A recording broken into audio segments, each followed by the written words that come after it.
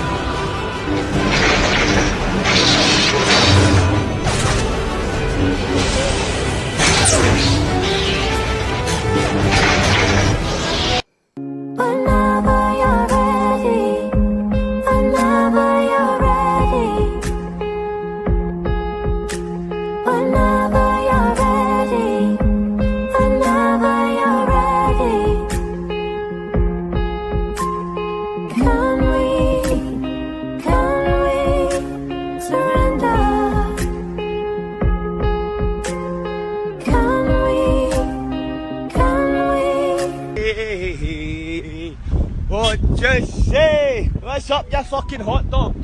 What's wrong? Hey, he's crashed and he's in more! What a fanny! Look where you're going!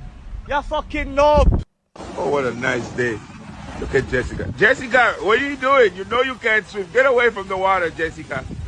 Jessica, get away from the... Oh, my God. Somebody help Jessica, please. She can't swim. Go help Jessica, run! Jesus Christ. Jessica, no. Oh, my God. No, Jessica. No. The water is pulling her back in. Where's the lifeguard?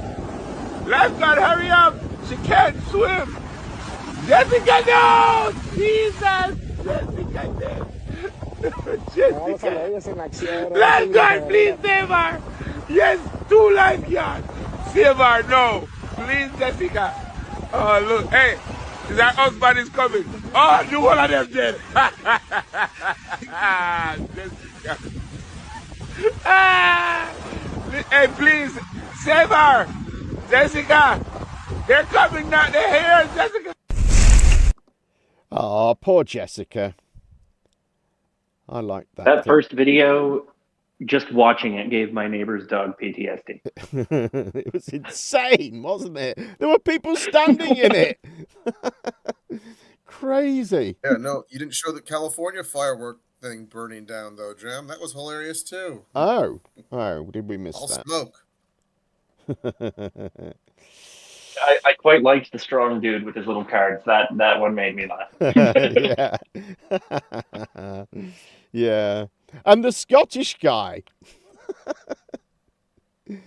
What's wrong? Great little collection. What's wrong? He says. I love it. Anyway, next tonight, an event that I had to include, if only for its stupid title. One American's response to woke culture, which was infiltrated by woke culture. This is Hetero Awesome Fest.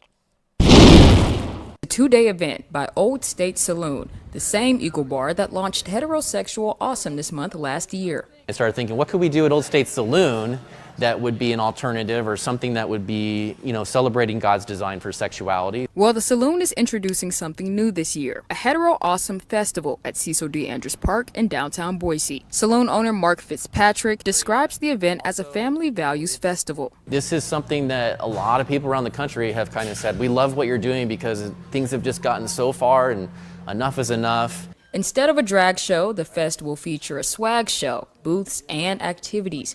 Meanwhile, Boise's only LGBTQ nightclub, The Balcony, is hosting a What About Straight Pride show, poking fun at events like Hetero Awesome Fest. We realized that there's been a lot of outcry, especially around Pride last year, where people were claiming, when's Straight Pride Month? When's this? When's that?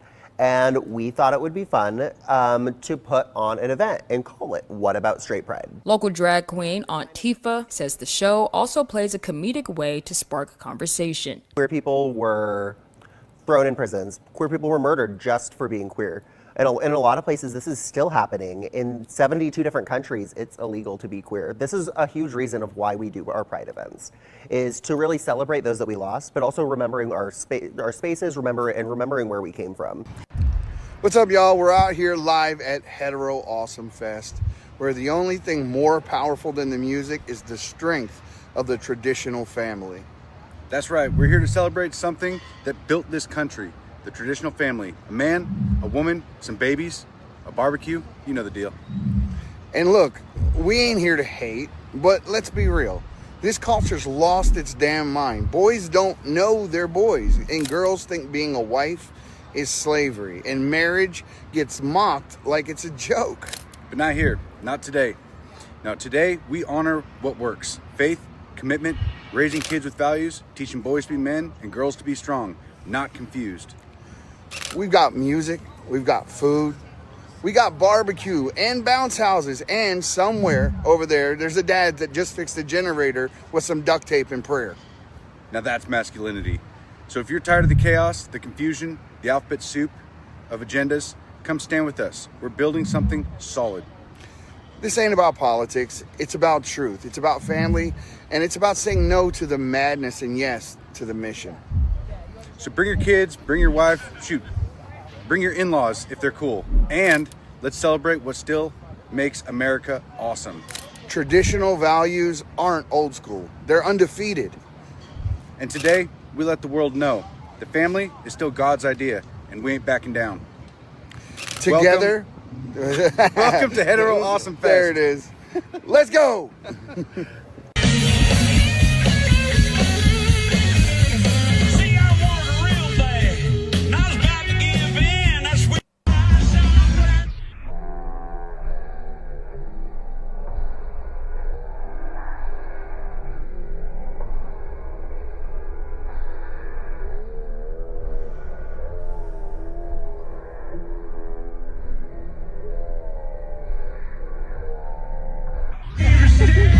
Boise's, it's a really nice place. It's for beautiful. An American city. It's top-notch American city. Absolutely. Yeah. There are still very good bars around, great food. There's the Basque District.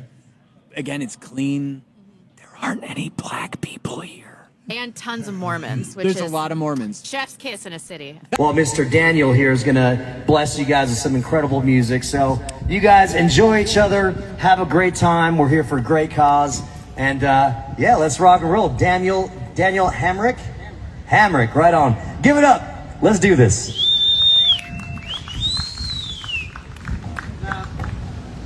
Now, before I get started, Earl told me to talk about myself a bit.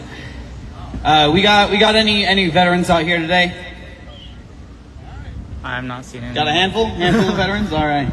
I'd know if I'm supposed to wear bits of my uniform when I'm not in uniform, but as a former Army Ranger, I thought I might wear my little tambourine here today. It's kind of special to me, so I figured I'd have it with me for this little performance. You come up here for a sec.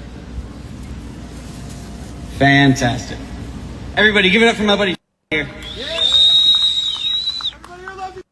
A little something special just for this performance. Oh, what's going on here? Oh.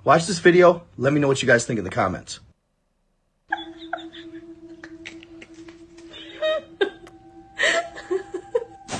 Hey Google. Hey Google, what's the weather like tomorrow? Hey Google.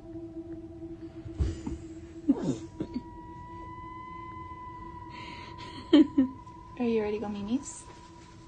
Hey Google. Hi, Madison. Ducking. Hey, Google, what's the temperature outside? Okay, Google, turn on the lamp. It's okay, it's okay. Belinda, I hear you. Hey, Google.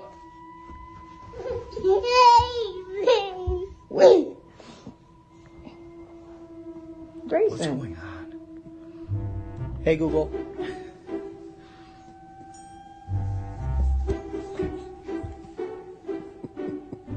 Every time.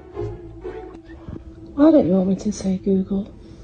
Because he frightens me to death because he's so loud. Well, it's not scary though, it's just a voice. He's talking for him. It's just a computer. Just a computer talking. Why are you? I don't know. Why are you whispering? Because I don't want him to turn on. Well, it won't turn on. I don't think it's plugged in. Go on then.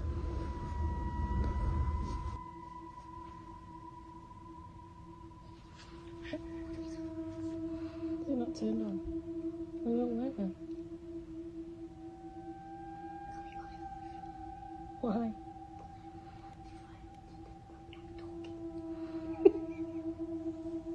Alexa, what's my notifications?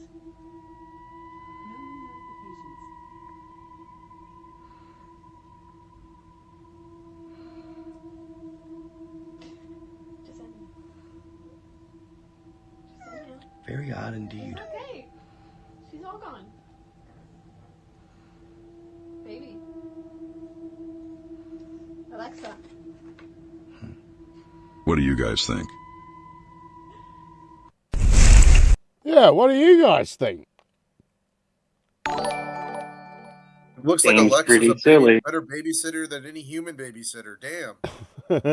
Yeah. Oh, Brian Peck says. Like, these are just. I must just read fussy this. kids. Let me just read this super chat. Brian Peck says to Gem's post ELO hangover, please make sure you take that headache out on Pete for fun. Yes, that's a good idea. I will do that. Or try drinking pre-alcohol. That was Yeah, weird. That is weird, isn't it? And it never occurred to me that kids might find it scary, this sort of disembodied voice. That's what I was thinking while you were talking about it. It's like, well, what would the actual reason be? And it might just be people are conditioned that when you hear someone talk, you can look around and see who it is. Right. And when there's like a radio, you can't interact with that, right? That's just music or whatever. It's in its own category. Where this is just like a voice coming out of nowhere talking to you. Right. It's interesting, isn't it, that kids are, especially that kid who was talking about finding it scary, I don't know about the other ones. It was weird, though, wasn't it? How they were, the babies were reacting to the sound. Very weird. They faceplant every time somebody says Google. But, I mean, do they react to everything that way? I don't know. Or maybe somebody, you know what I mean? Maybe just somebody recorded them reacting and then added the "Hey Google" to make a viral video. That too. Yeah, I'm not sure about all that, but I do see maybe some people being freaked out by the disembodied voice, right? Listening all the time, kind of thing. Like I could see that being scary to someone if it was framed in the right way. Yeah. Little kids are often afraid of things that don't make any sense to adults. True. Yeah. Okay, to the UK now, and our old friend, weapons expert Mark Steele, who it seemed needed something new to scare people into paying to join his political party. He has now decided that traffic lights are actually a sinister people tracking and energy weapon system. Take a look. At the top of a lovely hill, sunny, cloudy, bit of a mixed bag. The reason for this video, I'm going to show you, see what's on top of these traffic lights, okay? Now they're illegal phase to rate, by the way, okay?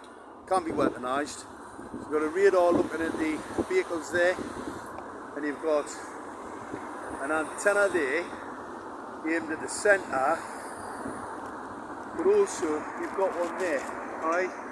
You've got two. Now, there's been a bit of trouble at Newcastle Council Transport, somebody taking a bump. So they've been referred to the Northumbria Police. I wonder if this has got something to do with it. You see, you don't need radar on there to track unless you, these are biometric trackers by the way, they're illegal fitment. That's radar, not safe, aimed at the traffic. There are other units, right, for checking this. Now you see how someone's lost control and hit that one.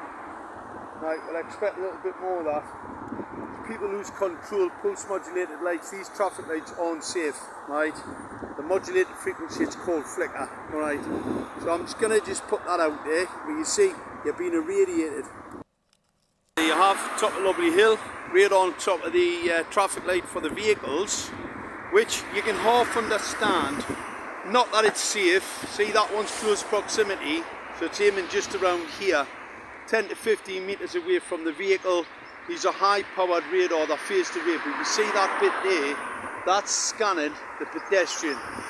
There's four, I've seen a lot more than these, so you're in the middle, you're double scanned. Why would they want to double scan you? Right? What I'm going to say to people, stay away from these pedestrian crossings, they're dangerous, okay? No safety at all. And there's scanners, you see them over there? Top of that one says the pedestrian walks across. See, these people have got no idea that that biometric data has been harvested from these scanners. Oh, it ended. His fear makes less sense than those infants. Yeah. It's incredible, isn't it? It's just, it is kind of ridiculous. Goodness. But I think I was just thinking of. Oh, go ahead. I was thinking about just because I do irrational fears and stuff quite a bit, and with his irrational fear and these kids and stuff, it's a wonder that there wasn't a conspiracy that like bed manufacturers were somehow illegal because of all of the kids freaked out about monsters under the bed. Right. Clearly something's wrong with these beds. You know, like. Did you hear about that story recently where some kid was complaining to their babysitter about monsters under the bed? They were frightened of monster. There was a monster under the bed, and the babysitter said, "Look, well, look, you'll be able to see there's no monster under the bed." And they looked under the bed, and there was a bloke hiding there. Oh, really? Yeah. What? Who and why? I think he was maybe an ex-husband or something like that of the person who owned the house, possibly something along those lines. Oh, okay. So I think he that's wasn't funny. a complete stranger, but imagine how scary that must have been. Right, like the babysitter leans down. Yeah. God, you'd shit yourself for a week, wouldn't you? You'd never look under a bed again. But perhaps the strangest thing about Mark Steele is people actually believe him. A quick look at the activities of a couple of Mark Steele's followers now. A couple of shows ago, we reported on the guy that drove his car through the crowd in Liverpool. Here is a new take on that event. It's David on Dale Street.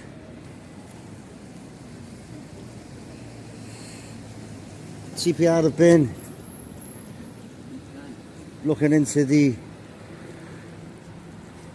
ramming of the Liverpool fans last month, and as we know,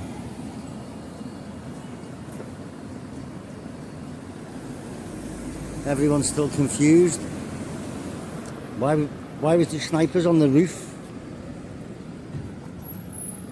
Why did he keep changing this guy's name?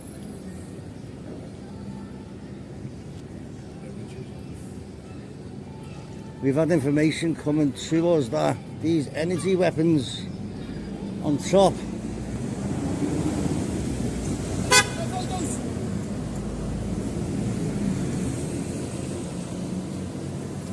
of these street lights, which as we know aren't cameras, they're energy weapons. But yeah, as we've seen, there was the picture of the guy in the car, and there was a picture of the suspect, which looked not unlike the guy in the car, and there was also the court sketch, which looked not unlike either. So a lot of questions need to be asked. It's all gone quiet. Now we're just outside Liverpool Town Hall, and we've got these energy weapons on top of these traffic signals. Okay, so the bottom of Water Street, we've got these which have been brought to our attention.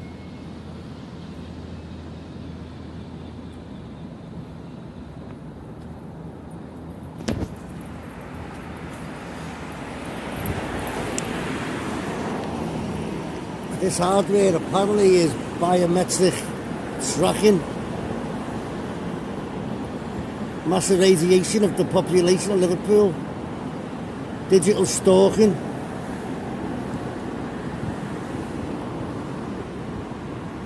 a breach of GDPR rules. These. We've also found out people are losing control of the cars around these weapons, because that's what they are. Yeah, they're all weapons. It's a kill grid, folks. Yet he's walking around in front of them like nothing is the matter. Right? Like, how do these people go, oh man, you're not safe. You can't be near these things. Look at me, casually walking around filming them. Also pronouncing words like biometric with more phlegm than you get in the entire course of a flu. Like, what the fuck is that guy doing? Oh, no. Oh, God.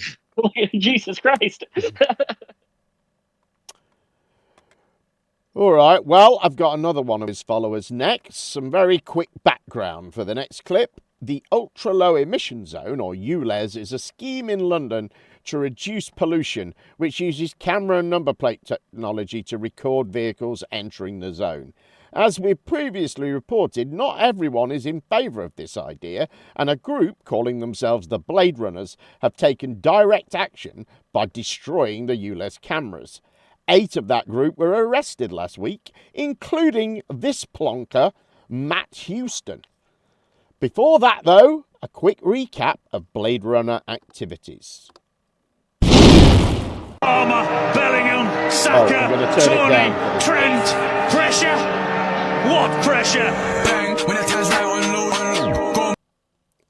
I'm just going to turn it down because it's only some crap music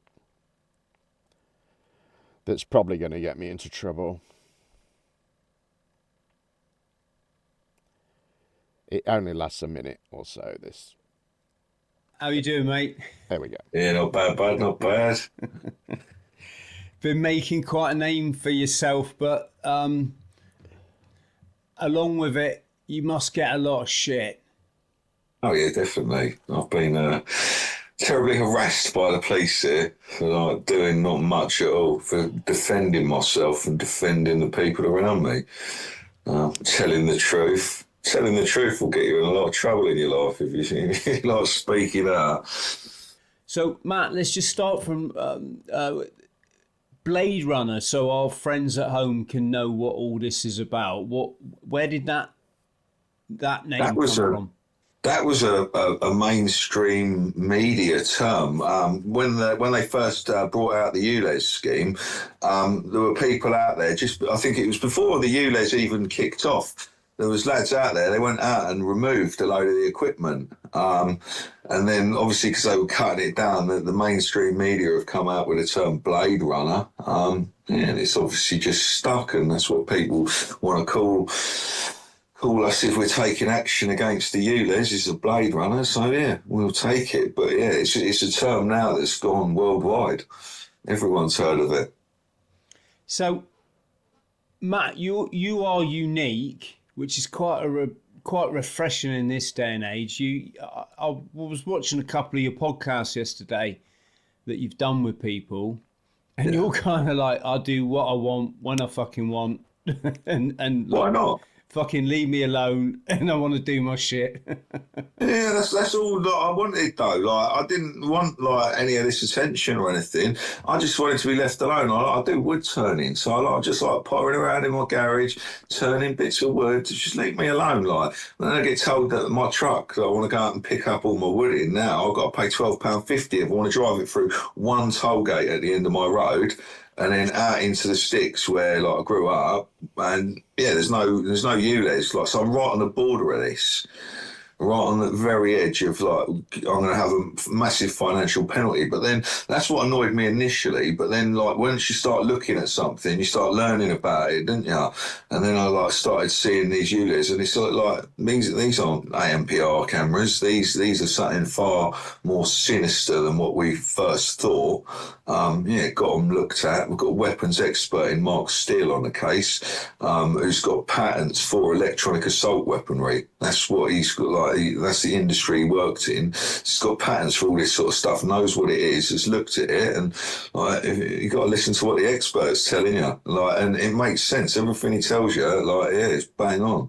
Like they've gone and deployed a dangerous piece of battlefield weaponry across the streets of London. Everyone who's driven through a ULEZ toll gate has been assaulted. There's UK legislation in place, 2018, that says you're not allowed to shine a laser in people's eyes at the traffic when they're driving. But these are like, there's 24 Cat 4 lasers in these things. So, yeah, why are they being allowed to do this? MI6 have just come out last week. Funny enough, the same day we were uptown serving Sadiq Khan to remove the ULEZ off the streets of London, telling them exactly what it is, like legal documents. MI6 have now announced that the Chinese have got they could take over the traffic lights in London. But like if they switch the traffic lights in London off, all of them at once, I think that the traffic would flow better. I think that would be a good experiment to do. Like if they really wanted to screw London over, what the Chinese would have to do would be to turn every traffic light in London to red. Now that would cause commotion because people are so thick that they would just sit there and red lights for 10 minutes each, and like every person who gets to the front, do you know what I mean? It would just be carnage. But if you turned them all off, it would flow, I reckon. I've watched society change, Matt, because I'm an old bastard. I remember when, if there was a blue flashing light, an ambulance, people got out the fucking way. Yeah. Now you get people sit there like that. Scared. Like they don't know what the fuck to do, and they're shitting themselves. Half of them are immigrants. So they don't get like the culture that they're in. That you know what I mean? They're charging you for clean air, right? But it's okay to pollute if you pay. So do you know what I mean? It's not. It can't be about clean air because they're not looking at like you can pay whatever. Like you can just pay and then you can go and pollute all day. Not a fucking problem. We don't care how much you pollute once you paid. Do you know what I mean? As long as you pay your charge, you can pollute. And then there's the wind as well. So we're right on the border of ULEZ here. So when the wind's coming in from outside, all these dirty cars out here that don't have to pay, I've paid for clean air here today, allegedly. Well, I haven't paid the ULEZ. But if you're paying for clean air and then the wind comes and it blows that dirty air from over here, well, hold on, where's my clean air gone? I just paid for that clean air and now I've got dirty air. How does that work? Like, it's a flawed system. They just don't care. It's there's £1,000 Cognitech Chinese motherboard in the back of them things. £2,000 lenses on there. Like, these things are top grade. Like, for the highest. Like, do you know what I mean? Facial recognition. They can identify you from your retinal display, from everything. Like, it's like they're putting a cityscape. It's got a laser array, 24. Cat 4 lasers, 24 Cat 4 lasers on. You know, when they do, like, when you see like videos of like the Chinese sort of dystopian future where they've all got like a credit score above their head and their bank account, that's the sort of thing that they can do with the ULEZ. That's the capability that it's got. It can identify you like from like as far as it can see you and get you down to like just from a patch of skin, it can tell who you are.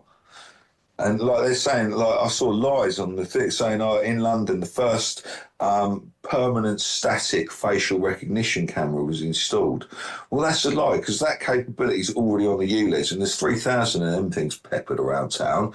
So, yeah, they're lying, and that's just for the ULEZ. Then they're using the same Unix, Siemens units, for the, well, they're very similar. They've got different, like, there's different, they've obviously upgraded them over time, but some of the older ones for the old LEZ, they're still the same. They're shooting you with a laser, and they shouldn't be.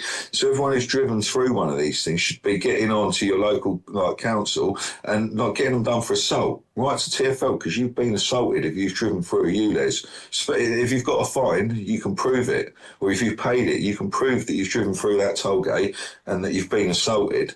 SaveUsNow.org.uk, there's a claim, them guys there are doing a claim against them. So, yeah, the more people they can get on that claim, it's what they call it, like a class action. Get as many people as possible to sort of put in a claim against them. How does this all tie in then with digital currency, 15-minute cities? C40 15-minute digital prisons is what you're looking at. We actually served the head of the C40 cities agenda at City Hall along with Sadiq Khan and two of their health and safety people the other day.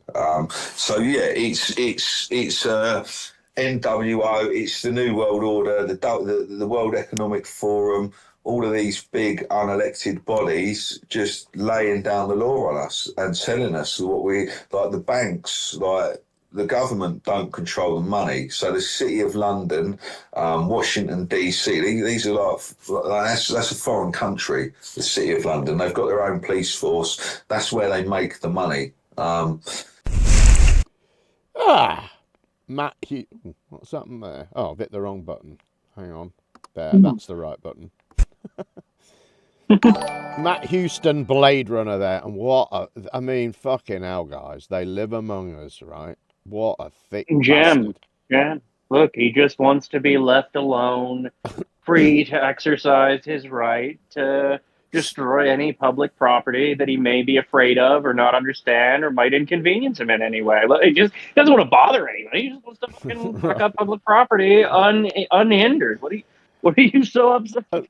And what about the wind then? The wind. I paid for clean air. Well, I didn't pay for it, but it's not. And you can pollute as much as you want if you pay it, but nobody's going to pay it though, are they? People aren't going to pay £12 every day to drive into London. Most people won't do that. That's the point. It's crazy. Most people don't move around all that much unless the place they live is inconvenient and they have to travel more than 15 minutes to get to some place that they need to go. I mean, he says, there was some lads taking action and all this. Well, he was one of those lads. He's in it up to his neck, he is. Mm-hmm. He's definitely been a ringleader of it. So, yeah. Oh, I can't believe people take this Mark Steele guy incredibly and quote him as a weapons expert and shit. It's so sad. But like I say, they arrested 8 of them last week, so I think they'll throw the book at them. I do. I think they'll all do time. I mean, fucking stop being so dumb, people. Yes. Anyway, now I'm sure you Americans think that you're immune from all this ULEZ type crap. Well, not so. They are coming for you guys too. And it's worse. They are coming for your barbecues. Or actually, you would say grills, I think. But anyway. This is crazy, guys. Next 5 enabled.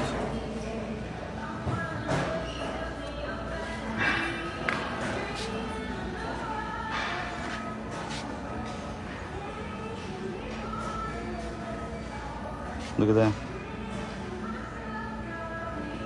And then that goes to your carbon footprint, and next week you can't do barbecue anymore. Yeah. What? That's how it works. What? It goes to your carbon footprint, and then next week you can't do a barbecue anymore. I thought that was just so you could like Wi-Fi basic data to your phone to see the temperature of your barbecue, so you know if it's too hot. Yeah. Or, you know, like isn't that The what the fuck? Luddites, they're just mesmerized by technology, aren't they? God, and they could just make up a conspiracy about any of it. They're all against technology, and they're convinced that the worst outcome is that the technology is going to stop you from using itself. Yeah. Of course, if you don't want to use a government-monitored barbecue, there are other means of cooking at your disposal, like AirPods, for instance. Stop wearing your AirPods. It truly is like wearing a mini microwave centimeters from your brain. And everyone should know that putting a microwave on your head is a horrible idea. Yes, the same frequency in this AirPod is the same frequency in a microwave, specifically because it's a bioactive frequency, 2.4 gigahertz. It's the most efficient and effective frequency to heat up your food. So when you have these mini microwaves in your head, it can have the same effect on your brain, tissues, and organs. Watch this. These AirPods are not connected to a device, but as soon as you open this cap, that dangerous frequency spikes. It's the same thing that's going to happen when you put them on your head. Oh, but the FCC says that that level isn't strong enough. It's not like a microwave. BS. I seen this thing spike at 1,000 microwatts per meter squared. That means it can, in the literature, heat biological tissue. Armed with that knowledge, it's now up to you whether you want to use these mini microwaves and if it's worth the risk, especially now with research coming out showing strong correlations with brain tumors, brain fog, ADHD, and Alzheimer's, and other neurodegenerative conditions. So if I owned AirPods, not only would I be livid and sharing this video with everyone, I'd throw them out and switch them out for a pair of wired headphones or ones with air tubes. Oh, air tubes? What's that? I don't know what that is. Yeah, I'm not sure what he's saying either. A stethoscope, like, isn't that a stethoscope? The only reason he's picking up a signal when he opens the lid, I hope he realizes, is because when you open the lid, it sends out a Wi-Fi signal to your phone so that you know what the charge level is. Right. Well. Right? So you open the lid and it connects, like when you open it, it'll tell you how charged your little pod container is and how charged the pods in it are. Oh, right. I don't know. I haven't got such advanced technology. I live a simple life. However, next week, good for you.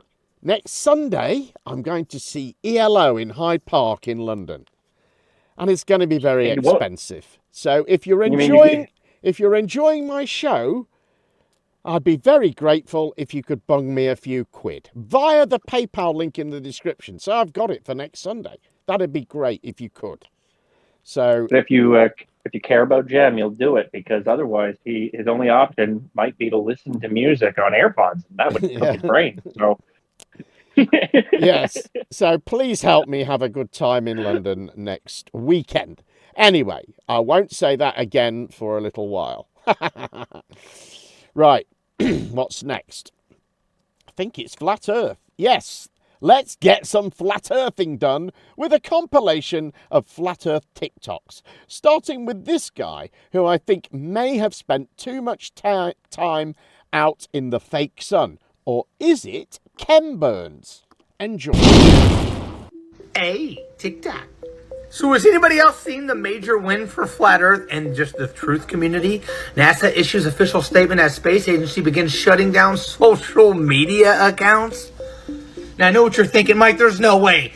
Well, it ain't. NASA is indeed shutting down some of its social media accounts, including those for popular missions like Mars, Curiosity rover, and Voyager spacecraft. Now, they're telling you, right, it's for consolidation, right? We don't want to oversaturate. There's so many accounts. What?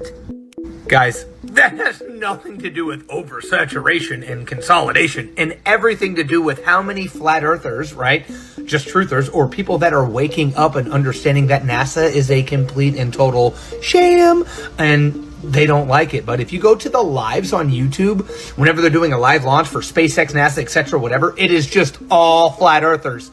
Constantly asking questions that can't be answered, asking for evidence that there isn't any because it's not real, and then constantly putting out evidence and or links and stuff to actual information that can be verified from the flat earth and or level plane perspective. It's just so great to actually see that. What do you know? Slowly but surely, it's all coming around. What if I told you that allegedly this thing's not even in outer space? This was during a live stream, allegedly, okay? Look, oh, what was that? Did you see it, like, glitch? Oh, the Earth's back. Never mind. No big deal. Y'all watch closely, okay? And you tell... Look, bloop. Look at there. That looks like panels, doesn't it? Huh. Strange. Matter of fact, it almost looks like this right here, which would look like a studio, but we know it's not in the studio. We know for a fact this thing's in outer space, y'all. I mean, you know, if they were to have it in the studio, though, that's the perfect little thing it's sitting on. There's the guy, and that must be like a replica, or it's probably going to be like what they were practicing before they sent it to space, right? When it glitched, look right there. Look at that background. That was literally a live stream that was recorded, okay? So I don't really know where to go from here with that. Does anybody want to kind of help me out or tell me what you think? Typical rebuttal from the globe Earth community is, man, I want whatever you're on. If you believe the Earth is flat, I want whatever you're on. And the simple response is, we're on flat Earth, the same as you. Simple as that. We've literally given you pictures of the ice wall. Here, we'll show you. Well, here's one. Alright. And here's another one. And there's people actually standing here. Not only that, since all water requires physical containment to have any depth whatsoever on Earth, Earth is actually factually flat using the physics of water.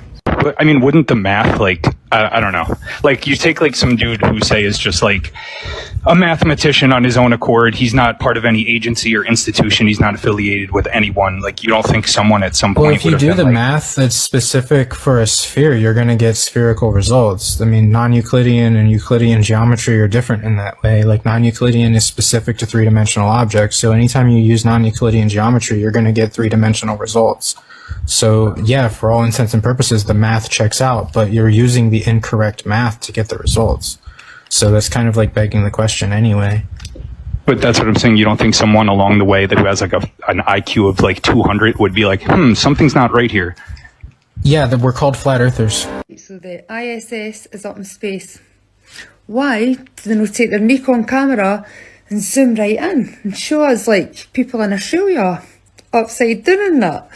Like, why can they not show us the Earth spinning and flying through space at 500,000 miles an hour? Orbiting the sun. Like, we can take pictures of distant planets, billions of light years away and things. Why can these people in space on the ISS no prove people like me wrong and shut us up once and for all and say, look, there's your globe and there's it spinning and look, there's it going away at 500,000 miles an hour away through the galaxy. Why do they not do that? It's a bit strange, is it no? The flat earth makes way more sense, but I started looking at all their claims and I started like trying to debunk like the flat earth. I'm like, this is so stupid that there's people out there that believe in this. And I start like thinking to myself like, how do I know I live on a globe again? And I'm like, well, obviously the moon landing is faked, but how do I know that I'm on a globe? And I start trying to like relearn the heliocentric model with an adult, mind. Because like, it's one thing to learn it as a kid. You're just trying to pass the test. Whatever these people say, okay, whatever. But then you're like learning as an adult, like they're saying that we're traveling around the sun at 66,600 miles per hour, and we're on a negative axis of 66.6 degrees. And then you learn how Polaris, the North Star, just stays there, and how all the other stars and constellations rotate around that. And you just start asking questions, and I just couldn't debunk it. It got to the point where it just, like, I started studying their curvature formula. And then I just realized that there is no curvature, and I totally debunked it. Here's a balloon I filled with helium and air. As you can see, the balloon is going down, but without touching the balloon, I can get the balloon to attract to my hand and defy gravity and move up. So the Earth is really big, and it should have a lot of gravity according to the paradigm. But as you can see, my arm, which is way smaller than the Earth, has more attraction to the balloon using electrostatics and defies gravity. So we know we can isolate electrostatics using a Van de Graaff generator, as you see on screen. The apparatus creates electrostatics in the dome and can make objects float. Now, one thing that's never been done is the isolation of gravity to prove it's the cause of things falling and floating. So the fact that we can change the density of objects and use electrostatics directly to manipulate the cause proves that it isn't gravity causing things to fall. So I asked AI to create an image of the world as depicted in the Bible. And this is what we got here. Now again, I'm not a flat earther. I don't even give a shit anymore if it's round or flat. But I'd like to know, just for the sake of knowing. Maybe I do care a little bit. But regardless, this is what AI believes the Bible said the world looks like. What's your take? Anybody else find this odd? This is an aerial view of flat Earth, right? And this is what's on United Nations flag, right? A flat, non-rotating Earth, right? The flag of the United Nations. They don't have this on the United Nations flag, right? I could spin around with my eyes closed and point in any direction, and as long as I stay straight in that direction, I will eventually reach Antarctica and the ice wall. That's why nobody's allowed in Antarctica or past the 60th parallel. This is a working flat Earth model that shows you how time zones work and how the sun travels. Globers say there is no top or bottom to the globe, which is so ridiculous. If you're on top of the North Pole and you want to travel to the South Pole, there's no magical force that's holding you to a ball that magically flips you the right way up when you travel to the other side of the Earth, because it's all flat. The claim. Stars rotate in opposite directions. On a globe. Let's challenge this idea.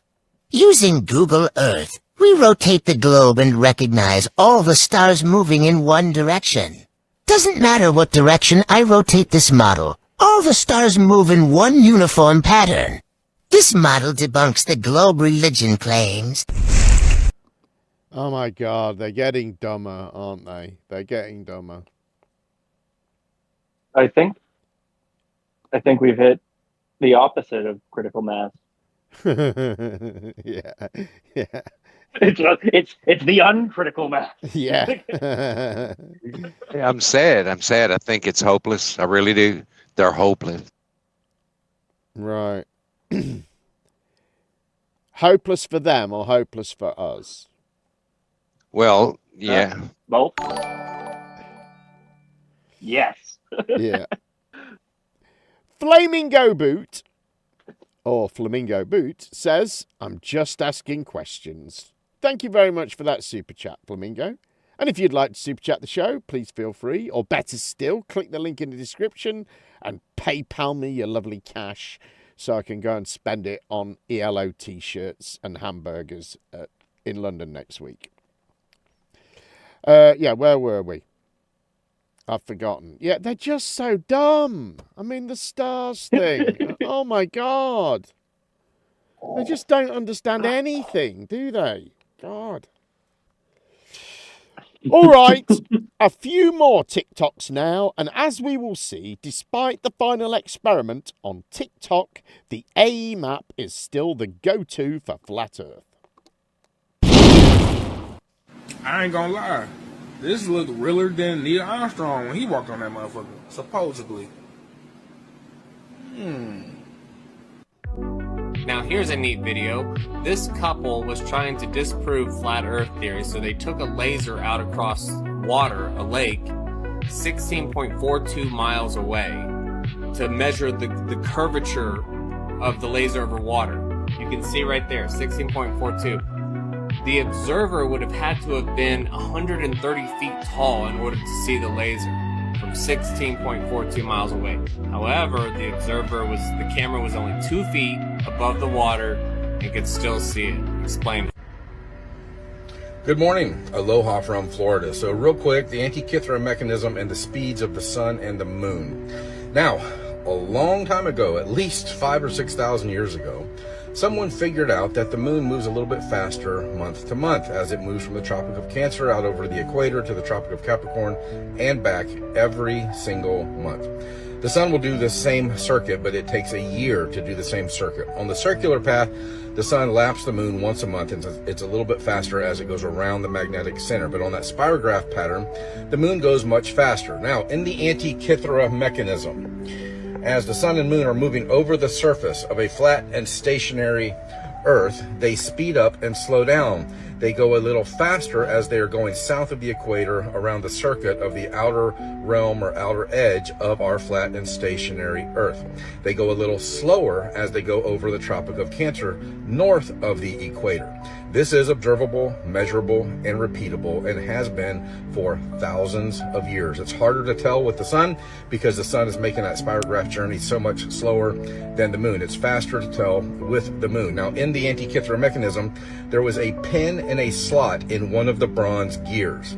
And they figured out not only the motions of the luminaries, but they figured out how to mimic or how to copy the motions of the moon moving faster and slower each month with this little slot and this little pin in it inside of these bronze gears at least 2,000 years ago. So history is just as fake as the globe. Whoever had the software that went into the hardware, whoever had the knowledge that went into the Antikythera mechanism was much more advanced than we are today. They had much more knowledge than we do today of the sky. So start paying more attention to the sky. If you haven't seen our documentary called The Mechanical Realm about the Antikythera mechanism, and if you enjoy history, if you enjoy historical artifacts, and if you enjoy astronomy and the motions of the sun, the moon, the planets, and the fixed constellations, I think you'll enjoy it. Again, it's called The Mechanical Realm. It's by a friend of mine named Vika Draziv. That's V-I-K-K-A. Draziv is D-R-A-Z-I-V. So again, the sun and the moon move at different speeds throughout the year depending on where they are on their circuit. The moon moves at a different speed every month. The Earth is not rotating at 15 degrees per hour. The Earth is not moving at all. It's not rotating, it's not revolving, it's not tilting, it's not wobbling, it's not spiral vortexing.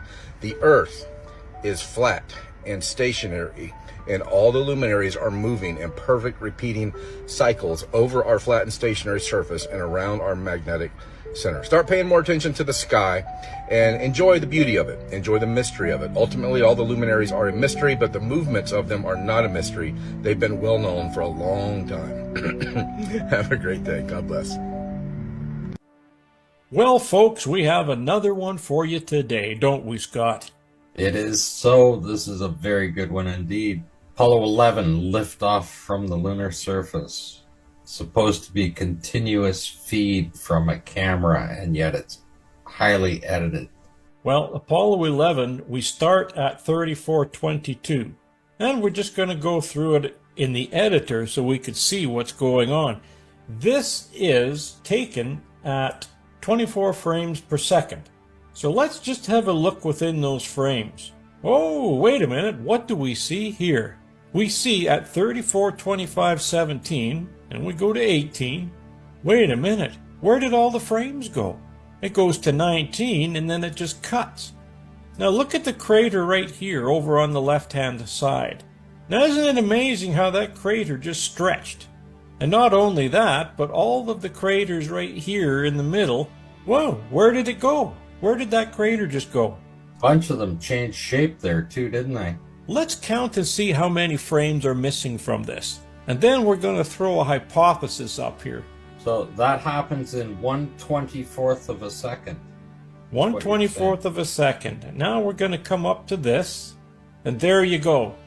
So if you were to go from here to here, there is 13 frames that are missing here. Where did those frames go?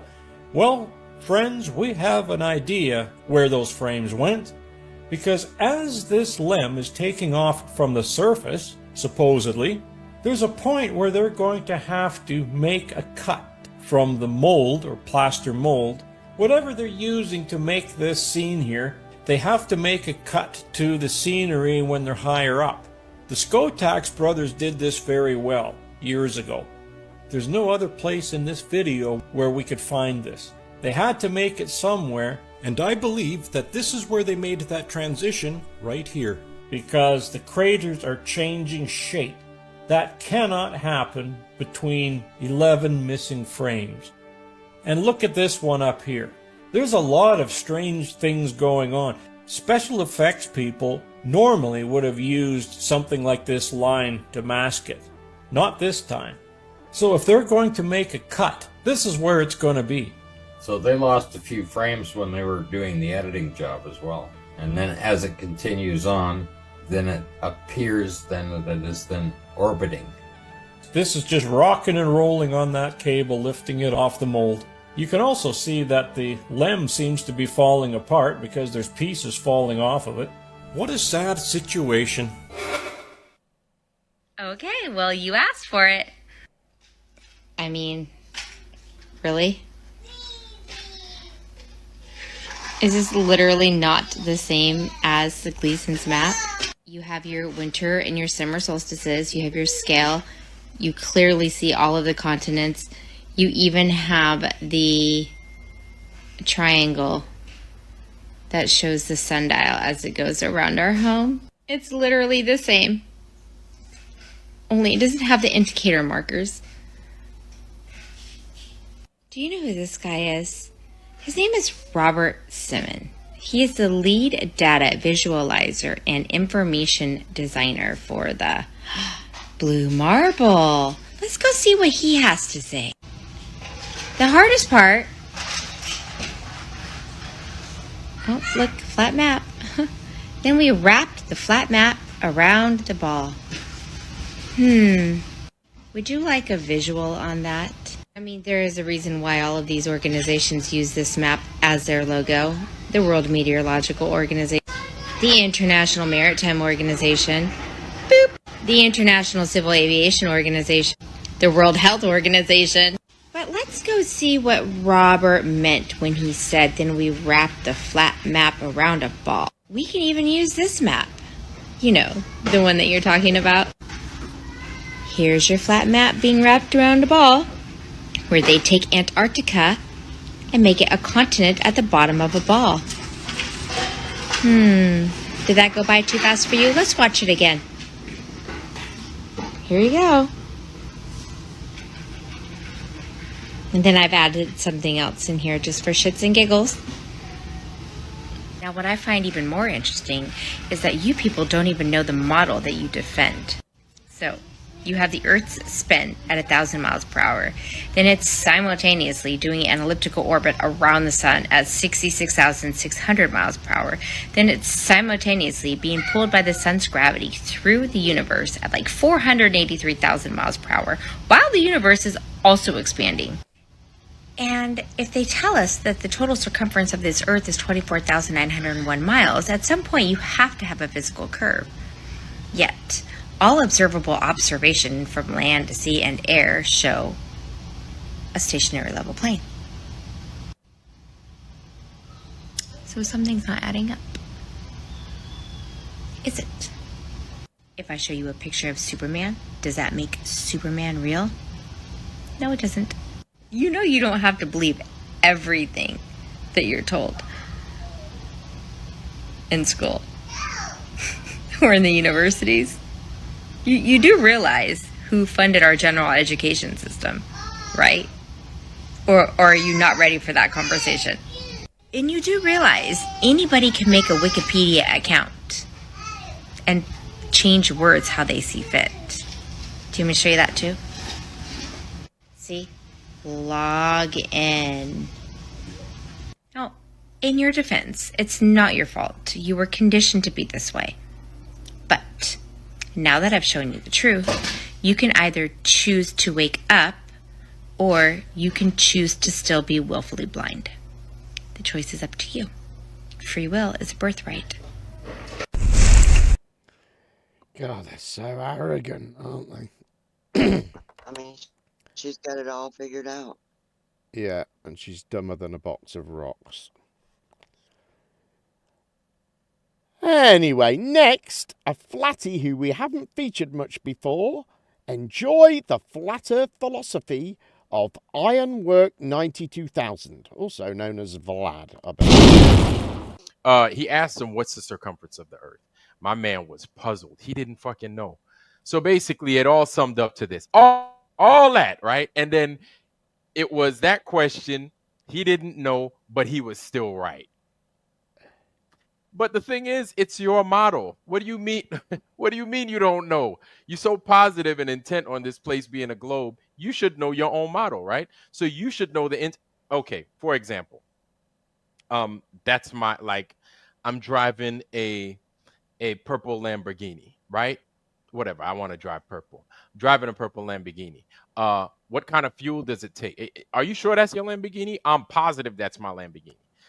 I've been driving it for 15 years. I know exactly what kind of car I drive. What kind of fuel you taking? I don't know, but that's still my Lamborghini. Motherfucker, if that's your car, you should know your car. If these are, you know, if this is your Nintendo, you should know what games come with it. If that's your Genesis, what games come with it. You know, if you are a wine connoisseur, you should know about wines. So this dude is a globe. He even has globe in his name, globe status. So just letting everybody know he's like a globe professional. This dude is a globe pro. You know what I'm saying? Still couldn't answer a simple question. What is the circumference of the earth? Even if you 25,000 miles, easy, all day, right? Anyway, saying all that to say, you want to talk all that shit. You want to this dude was talking shit from top to the bottom, rooter to the tutor. I'm telling you. And he couldn't answer the simple question. Then once Bro Sanchez, you know, later on in the program, Bro Sanchez asked him if he, and you know, or rather he was asking them if they knew how the seasons worked. And then they were like, well, I mean, you know, here's the crazy thing. This is one thing I've noticed about lots of these globe folks, right? They'll say, well, where's your model? What do you mean, where's my model? Like, why do you need a model for? To say that the earth is one way and not your way? Why do you need a model? Like, they keep saying this model. You know what? I have a model X-Wing. I have an X-Wing model. You know what the X-Wing is from? Anybody ever seen Star Wars? That's what the X-Wing is, right? I've got a model Millennium Falcon, okay? Anybody seen Star Wars? That's what that is. I've got a model fucking At Walker. Anybody ever seen one of them? But that's what that is. They're all from Star Wars, all from Star Wars lore. So you could have all these fucking models, right? You could have a model X-Wing, model B-Wing, model A-Wing, TIE Fighter, don't matter. Millennium Falcon, At Walker, all of them are models. None of them are real. They look like metal. They fly. They got blasters. They've got jet propulsion or whatever. All of them is fake. All of them are for Hollywood. They're designed for one thing, and that is to entertain you. This Earth ball, no different. To entertain you. I got a ball right here. I got an Earth ball right there. Y'all see it? The Reploge globe right there in the bottom left of the screen, right? The top corner right there. I've got one. See? Let me show you. I've got a globe, right? That's a model of what this Earth is doing. It's not the correct model, but it's something that you could bring around and you could play with. It looks good, makes my room look, and see the framing. Let me tell you something. The framing is made of wood. It jives well. It makes me appear as if I know what the fuck I'm doing. It makes me look smart, right? Makes me look some kind of way. You know, people come up in here and they're like, "Oh, Vlad, man, you so smart, dog. You got a big old picture up here." That's not even the proper way the Earth is situated, by the way. You got a globe down there, dog. You are mad learned. You know what I'm saying? You got your shit figured out, man. Masterpiece stared out this motherfucker, right? But then I might not know how to use this motherfucker, right? And it doesn't matter because it doesn't matter if I know how to use that, because that's not how this place is situated anyway. It doesn't matter, right? I would say that it's gotten to the point to where I'm starting to, and this is my opinion, I could be wrong. I'm starting to believe that this globe like that was made the way it's made just to save space, just to be able to use this thing without having to go around a gigantic table trying to figure things out if you were a cartographer or if you were a ship's navigator, right? It was readily available. That thing is right there. It is readily available. And if you wanted to get to another side of the place, you would turn it, right? You would just turn it. So just because it's set up that way, it may be in the design for those that are using it for whatever reason. That doesn't mean that the Earth is situated that way, because you've had globes from ages ago, almost 600 years, like 600-ish years ago, right? They had globes. They didn't have them before that. And looking at how this world is, you just see how magnificent this world is. All these ancient structures and how they're laid out. You mean to tell me they couldn't have made a globe before 1492? They couldn't have figured out to make a globe and a model, because these globe earthers are just obsessed with the model.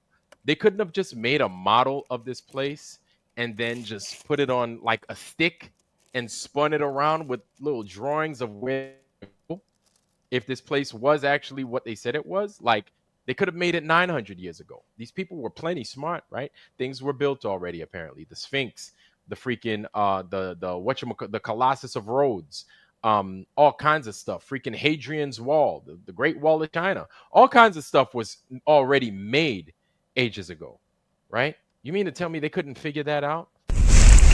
Oh, it ended. So dumb, just so dumb. They're always so confused about this word model, aren't they? They always think it means a scale model. And of course the whole, no, they couldn't make a globe before 1492. You dumbass. Man, there were so many people in that like stream of clips that were at varying levels of dumb. Like that Florida guy that looked like the anti-Aaron Raw. Right. With the white beard. I'm convinced now. I'm convinced that the problem, Jem, is they think that as long as they start using larger words that they haven't used before, that they think they're getting smarter. Right. He loves the Antikythera mechanism, that guy. He loves it. Man. It really is that. It's just like, if we can say something that other people aren't saying, that means we're smart. Yep. Anyway, if you've got anything to say on the clips, please feel free to join the Discord server. We're a bit low in numbers tonight, and Pazza hasn't joined us because he's got to get up very early in the morning. So if anybody wants to jump in and make a comment, please feel free to do that. And no, I won't do that now because I'll be boring. All right, a little more from Ironworks 92,000 now, and he drops his ego to tell us that we are hindering the progress of Flat Earth. So if we want this if we want this Flat Earth to win. The truth is it. The truth is the only thing that'll beat that. The truth is the truth, and loud and proud and standing on business. That's the only thing that's going to beat that. That's the only thing that's going to beat that admiral. That's the only thing that's going to beat that fucking director of the NRO. That's the only thing that's going to be the director of the CIA is the truth, loud, proud, standing on business, direct in your face and on point. That's it. That's it. And you see, this is something, what I think a lot of these globe folks don't understand is that no matter how much you try to fight it, yes, it annoys me. Yes, it annoys a lot of us in the foundry. You can't replicate what we have. Don't that suck? Don't that sting to know that you think we're not claiming to have it all figured out. We're not saying that we do. We're just saying that what it is you're claiming is not true, and that this earth is giving us something different. Right? That's what we're saying. Yes, flat is as best as we could say it, because the English language, true, level, flat. That's all we got, right? And many of us speak English. We don't have it any other way, right? But true, the true earth, what the earth is giving us. I think that's fair. I think that's better than flat earth, if anything. But then you globe people that come around us and you want to start the shit with us and you want to tell us how we're stupid and everything else. Where are we lying? All we're looking for is the truth, and all we're doing is giving everybody what it is we see. Taboo Conspiracy, I think I spoke about it last week, just did a video the other day where he was out there in like Finland, and they did it again, man. They do this over and over again, the level test. The level test every fucking time. And hey, shout out to Taboo Conspiracy, man, because he does yeoman's work. He really does. And I love it when he gives it to us the way he does. But like real talk, hold on. Real talk. I think you need to just continue to show people those things. That's all you can do. And maybe one day many of you globers might get it. But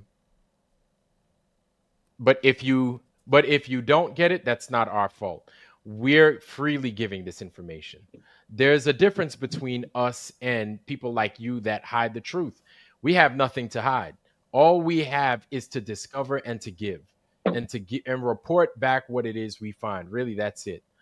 Flat earthers are, like I was just looking at all this shit Bill Gates did in Africa, and I'm like, that is a globe earther like a motherfucker.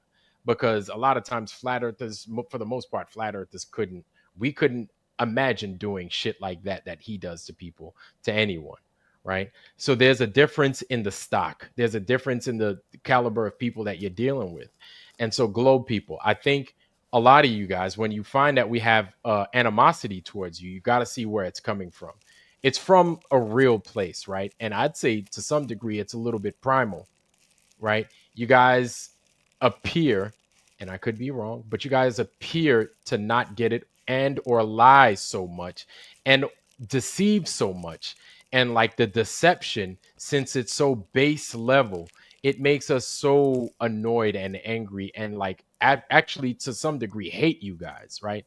And not hate you guys because we're not you, because we never want to be like you, but rather because you hinder progress. Like you really hinder progress. Like it's not like, you're keeping us from destroying the world. No, we're trying to save people.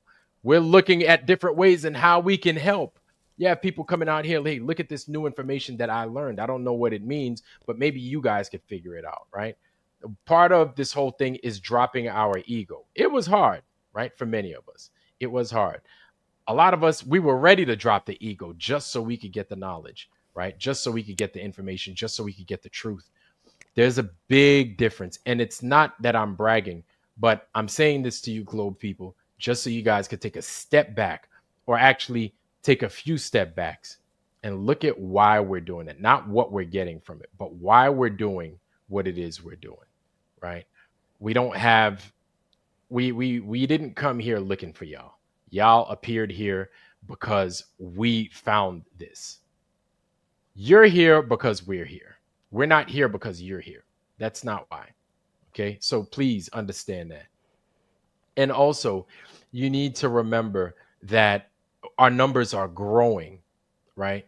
And as our numbers grow, I'm not saying you should be on our side because our numbers are growing. Why are our numbers growing? Is it because people are getting dumber, or is it because people are getting smarter? Because people are learning to not trust the folks that we were told to trust at one time. Look at what's happening. Just look at what's happening, right? You guys act as if they're not poisoning the air.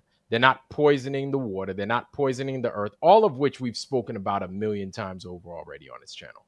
All of which we've spoken about a million times over on other channels. But for some reason, they don't seem to get it. But it's only a matter of time. If you're looking for those things, you'll stumble on the flat earth at some point, I promise you, and you'll get it. But if you're a glober and those things, flat earth won't make sense to you either. If you can't see how your politicians are lying to you, the flat earth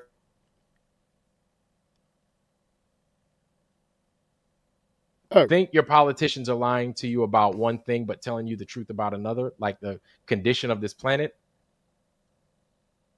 you need to go someplace else and just like go to CNN, watch C-SPAN and those channels. Don't come here. Don't come here. Okay? Because we are a result of seeing those things already and saying enough is enough. Like, you guys aren't there yet. So coming here and immersing yourself in what it is we do here, I don't know how that helps. I don't know what it is you're trying to get from us. Maybe you can tell us what you're getting from us, because that's something you haven't told me. What you globe people front and center? Where are y'all at? Globe people front and center. This isn't Vlad is going to yell at you and cuss you out session. I'm curious. Like, I'd like to know from the globe people, what is it that you're trying to get? I'm curious. Are you being paid off by NASA? Because we're not getting paid. Like, we're all. Is that the video, Jim? I don't know. We're not, as far as I know, we're not getting Don't mean paid. to interrupt. It's just going really laggy. I'm not sure if it's my video or the recording. I don't remember that showing up in the recording, but then when you're playing everything at X2, you don't notice things like that. So Yeah. Through that. hopefully the next one will be different and better. I think the answer to his question, though, is entertainment. Yes, well, that's it. Yeah, that's exactly what I was thinking. Entertainment. Go ahead, Roger. He says that he wants Glover's front and present. However, I was in his stream 2 nights ago, and I presented myself as part of his request, asked him for a debate. He told me off, had his chat attack me, and then went on a 4-hour rant about how much we suck. Right. So, I mean, he's extremely disingenuous. Yeah, I think so as well. But, I mean, they all are. And full of it as well, isn't he? Just so full of how right he is and how they're on a different level. Because he's believes some nonsense about Bill Gates in Africa. That one guy earlier that was saying, well, I had to come back and relearn the heliocentric model with adult eyes, free from the education system, and that's all different. I'm like, just sitting there thinking, yeah, because you've had time for your fucking narcissism and arrogance to kick in to the point where you think you know more than everybody else. Yeah, and you don't need to have learnt it properly. You just, you saw with that girl earlier. They think if they've memorized, 5 or 6 facts about the Earth, the circumference, the speed of rotation and whatever, if they've, they know it all. And if they can, if they know that and you don't, they know your model better than you do, and all of this nonsense. Which is really silly because they're wrong about the model. Like, you can't know more about it and be wrong at the same time. They also do this thing. Every observable thing is, observes flat, except all of the pictures from space that you conveniently leave out. Right, yeah. Yeah, yeah, yeah. We're gonna just not mention is them. fake or They- CGI. Yeah, exactly. Yeah. All of the all of the evidence agrees with us, except for the evidence that we've decided To we ignore, don't want to yeah. accept. Yeah. Of course, if you need to know about the shape of the Earth, what you really need is a rapper. Here is Wiz Khalifa. Yeah. All right, high or lie. The Earth is flat, bro. Oh, high for sure. The Earth is flat. It's flat. We live in a dome. So you feel like we live in a dome? Talk to me about it. Do you have a map of the Earth? Well, the only thing the map. Okay, so the map of the Earth that you are used to would have like the United States over here, we'll have Asia and Africa over here, and we'll have Australia somewhere down there, right? Mm-hmm. Well, okay, so if you travel from LA to Australia, you clearly don't go all the way over, like Asia and all that to get there. Right. You go the other way, right? Right. But that doesn't mean that it wraps around. Okay. If you take that world that you're thinking about and flatten it, like make it go this way, that's the actual path that we take. So if the United States is here and the rest of the world is north right here, then you take this path there. Anytime I go to travel, I always go over. We never go this way around. That's one thing. Another thing. Interesting. Okay, keep going. Another thing is if you try to, we can go up, down, left, right. That means we live in a dome. That we're not on top of a flat surface. We're not a world on top of a round thing. You wouldn't be able to go up and down if we were on top of something like that. Can you go down though like that? You can go downstairs. Got you. Yeah, you wouldn't be able to do that if we were flat if we were on top of something round. You wouldn't be able to do that. Man, that's interesting, man. The only way that we can, the only way to go north is up this way, right? Not up that way. That's why we live on a flat Earth. Got it. Yeah, But yeah. isn't the cover a cushion orange juice too? Don't you got the... That's cool because that's what people are used to. I don't want to scare nobody. Don't let that go over your But the head. actual landmass that we live on is not the shape of the map that you were given in third grade. Shit, okay. you gotta stop. You gotta stop thinking that. I got you. You gotta stop thinking that. Change the narrative. Even if, regardless of the dome and the water being below us and the air being up there and there not being, anything that actually is.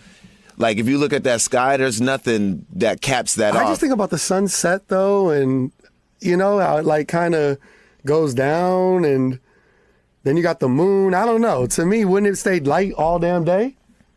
Would it stay light all day? Wouldn't it? No, it goes around. Oh, you think it goes this way? Yeah, yep. Holy. Yeah. I gotta smoke some good shit and really catch a vibe with you. Because it goes around. Like if we're on this side and the sun goes this way, then we're not going to see it. Yeah. Interesting. It just hits this side. Okay. Yeah. Okay. Have you ever forgotten your own lyrics while on stage and just vibed out to it? Or been too high to... I've been high. And how do you handle that? Sometimes, usually, I just freestyle if that happens. Oh shit! Okay. Yeah. Sometimes, because the crowd don't know. Like, if you stop, then they know. Right. But if you just like say like whatever, some shit, just mumble comes to some mind, shit, they actually might like it better. You just mumble some crap and then keep it moving. Just mumble some crap. Yes. Rap music. Anyway. What convinced Sean G to become a flat earther again?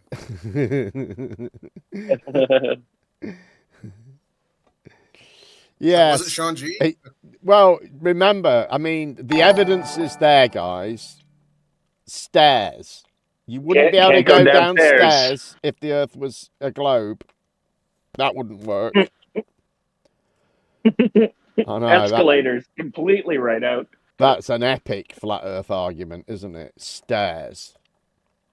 I haven't heard that one. That is a first. Right. That is a first. What on earth was I got to going on in say. his head when he came up with that nonsense? Drugs. Yeah. I think he was just mumbling some trash. Yeah. Ain't that the truth? Right, next, Nathan Oakley's detailed and reasonably presented debunk of the final experiment. The final experiments are meant to be taken collectively, just like Final experiments. So what's final about them again? evidence in a court of law. So science isn't a court of law, you clown. A court of law is a court of law. Yeah? Where we have beyond reasonable doubt. Yeah? Things like that. This isn't a question that has any doubt. We measure Earth flat. You measure Earth flat. Toon measured Earth flat. I told him for the 100th time. Literally, whilst in Antarctica, contacting me proactively. He stood with 50% of the other globe-believing side, if you're considered neutral in this endeavour, Duffy. He told 50% of the other globe-believing participants that I, Nathan Oakley, who he'd been screaming my name into the Antarctic snow, I might add, tried to deflect with measurements, end quote. What measurements would they be? They'd be the elevation angle measurements took by all.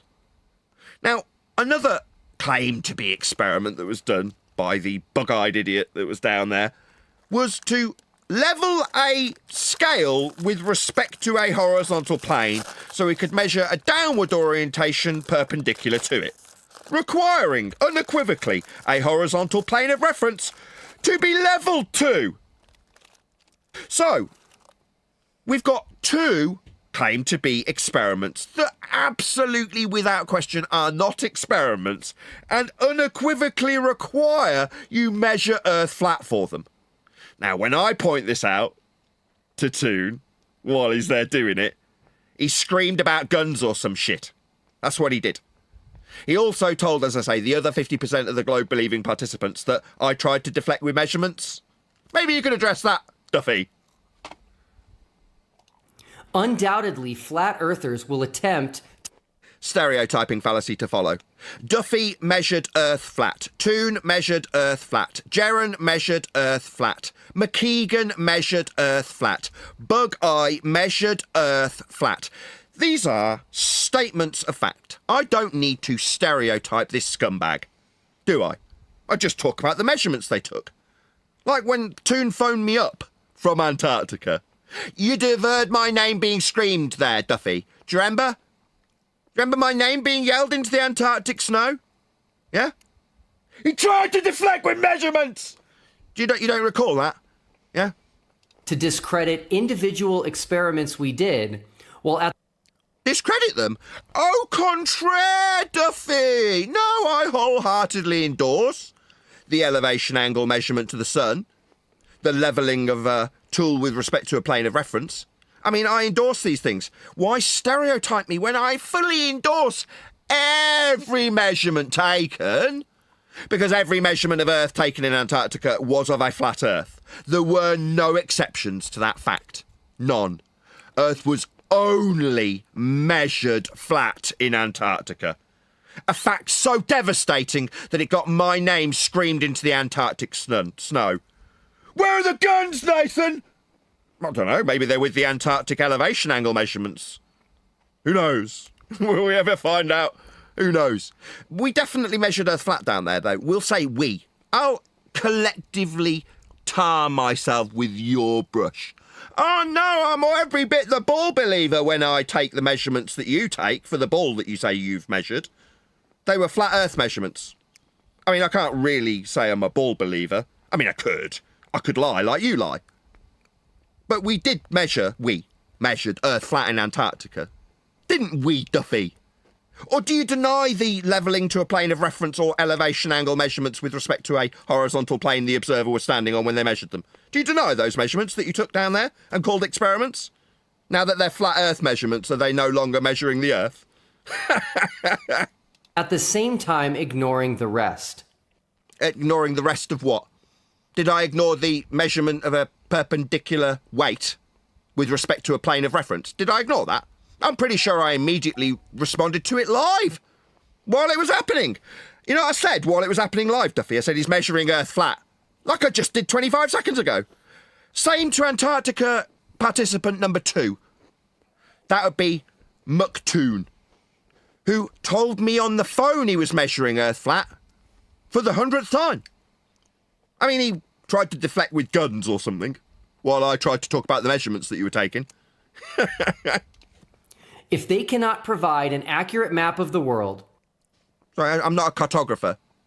Why would I be providing maps? I sell microphones. So I can talk down them about how Earth's measured flat in Antarctica by you guys. I'll just take the measurements that you guys used. Is that okay by you, Duffy? No map required. I'm not a cartographer. I'm not suggesting to have a map. The map that you provided to strawman us with a globe projection that also utilised flat Earth elevation angle measurements. Earth was measured flat for your map. Both of them. The globe one isn't a map. It is utilised to project that azimuthal equidistant North Pole-centric globe projection that you held up as a straw man flat Earth map. That you're now saying if we haven't got one, what? Earth isn't flat? Why did you measure it flat then with elevation angles if it isn't flat? And a working model that can account for the results of all of these final experiments collectively. You didn't do any experiments. You took quite a few flat Earth elevation angle measurements, though. I mean, I don't really need to account for anything. I just say you measured Earth flat and that's kind of the end of the discussion. Because you did. Now, you've got two choices, Duffy. You can deny your own quasi-claim to be experiments when I point out that the measurements, they're not experiments, were flat. Like elevation angle measurements that, what, I tried to deflect with? Maybe your stereotype fails on its arse, you lying scumbag. Yeah, the devil's waiting for you. The devil's waiting for you. What a wanker. And the fake laugh. Oh, my God. I mean, he's supposed to have been to drama school or something. Is that the best he could come up with in terms of a laugh? Was that the public video or the one that was uncut for the members? Because from what I understand, that video that Duffy made, the last one, really set Oakley off. Right, well, yeah, that was the public one. Yeah, I'll try to get you a copy of the members one. From what I understand, I haven't heard it myself, but he goes hard on that whole video. I don't know what part it is that you're playing here, but whatever Duffy said pissed him off royally. Yeah, I mean, it's just ridiculous, isn't it? He's just doing what he always does, just insisting that everything is a flat Earth measurement. You level a scale, that's a flat Earth measurement. No, it's fucking and not. If you ask him for a flat Earth measurement, he can't give you one. Right. Everything's a flat Earth measurement. Yeah, get into the specifics of it.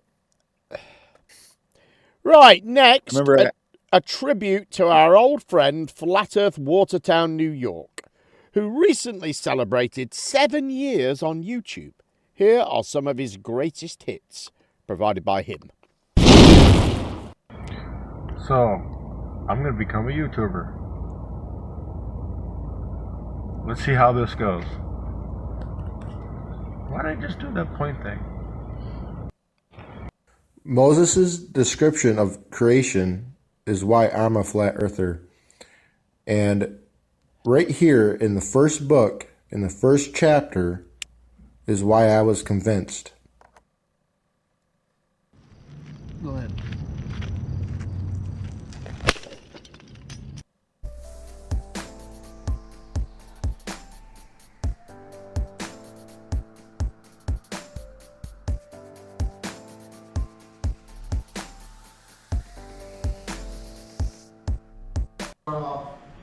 And because it seems that Cody's mentioning it, apologize to him about a Facebook post. I guess people got mad about a Facebook post. But that's not why I'm here tonight. I came 2 weeks ago to say that the Bible proves that the earth is indeed flat and motionless. But I was in here quoting scripture, but no one really seemed to believe me. So tonight, I brought in some documents. This comes from the Army Research Laboratory. And the name of this document is called Propagation of the Electromagnetic Fields over Flat Earth. It says it right in the document title from the Army Research Laboratory. Now, I have another document. This one's from the CIA. All this stuff I'm giving tonight is unclassified, so. And it says, talking about a near sun derived on the assumption of a flat Earth. This is a document from the CIA. Okay? There's another one from NASA. From NASA.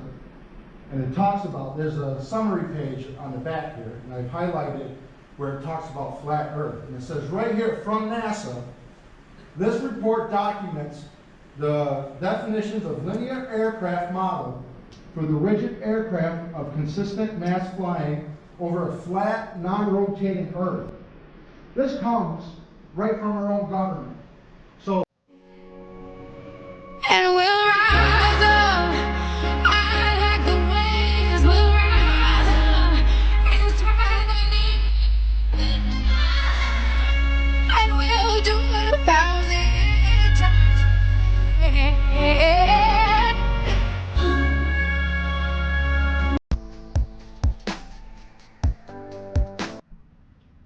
So, for those of you who do not know, in June of this year, I went to City Hall and I removed the pride flag and placed it into the City Hall drop box, exercising my First Amendment right. A couple days later, the governor got involved and said he wanted me held accountable. And 2 days after that, I was arrested and charged with criminal tampering. Now, this case has been delayed.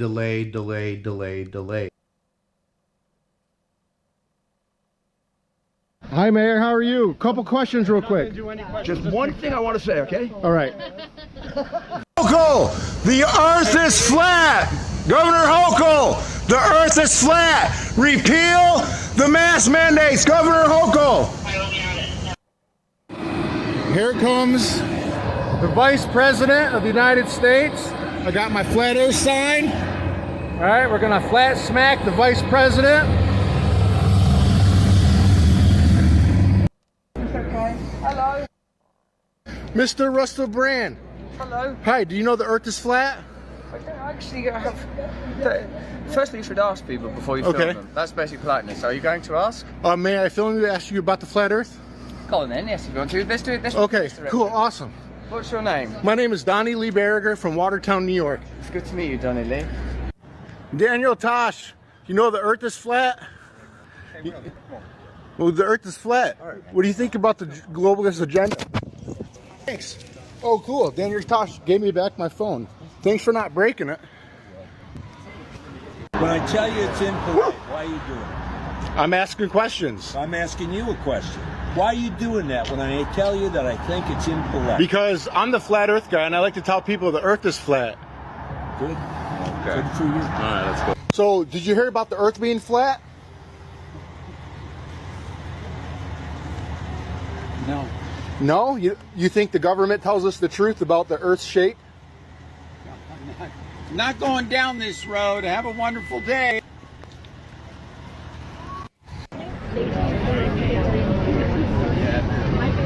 Hi, where are you from? Flat Earth, Watertown, New York. Can you tell us about the Space Force and that?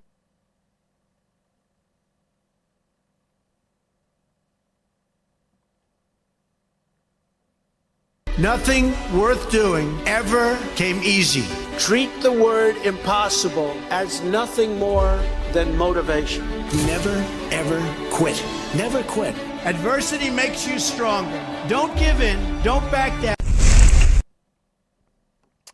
Yeah, 7 years of Donnie Lee Berriger, or Flat Earth Watertown, New York there. Wasn't he a fun guy? Anybody got anything to say? Russell Brand looks nice. His video editing skills are impeccable. Oh God, that was awful, wasn't it? I probably should have spent a bit of time sorting that out. Okay, another old friend of the show now, Mikey Smith, was recently out flat smacking in his flat earth car when this happened. But I'll just quickly show you the electronic sign I got on the back of the car now that we're sitting here.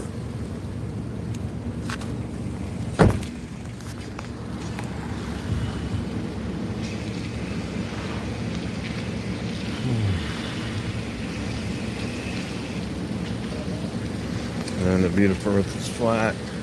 And the usual content on the car. Magnetic signs are gone because they're in the car because I don't want them ripped off. And just some other bullshit here. Right?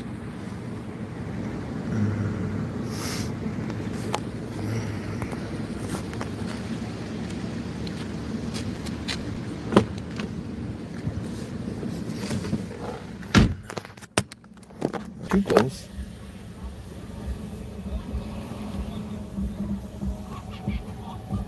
Yeah, now get it towards these guys. Yeah, I will. I'm gonna surprise him. Get closer. Yeah. Smile.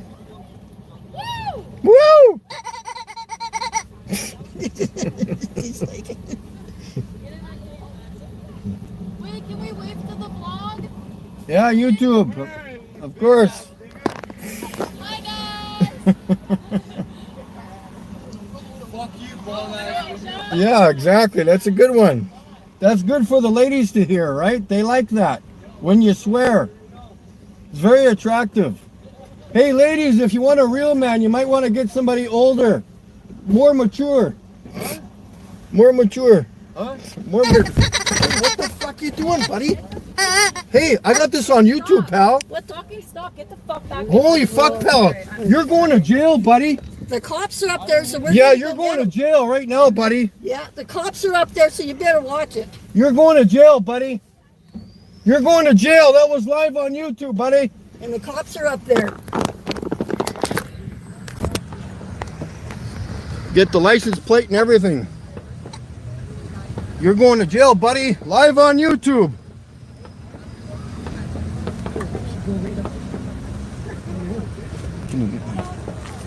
Go right up. Yeah. Yeah.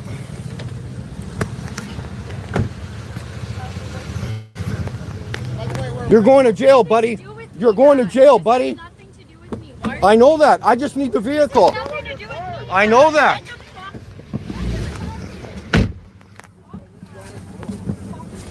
Where's my laser? Where's my laser? I don't know what you did with it. What are you doing? I'm sorry. I apologize. Are you drinking? Are you high? No, I'm not. You're fucking right you are. No, I'm not. Weird. Okay, I apologize. No, sorry, pal. You're going to fucking jail. Get out of here, man. Yeah. Where's the police? The police were right up front up here. They were parked over here where all these people are. There was a cop car right down in here. Fucking swinging at me. Fucking cunt. I don't know if they're still there, but there was cops right in here. Wow, that's a first, guys. Wow. Just a little fucking kid. I should have stood up and pounded the shit out of the fucking guy. You want to fucking go down?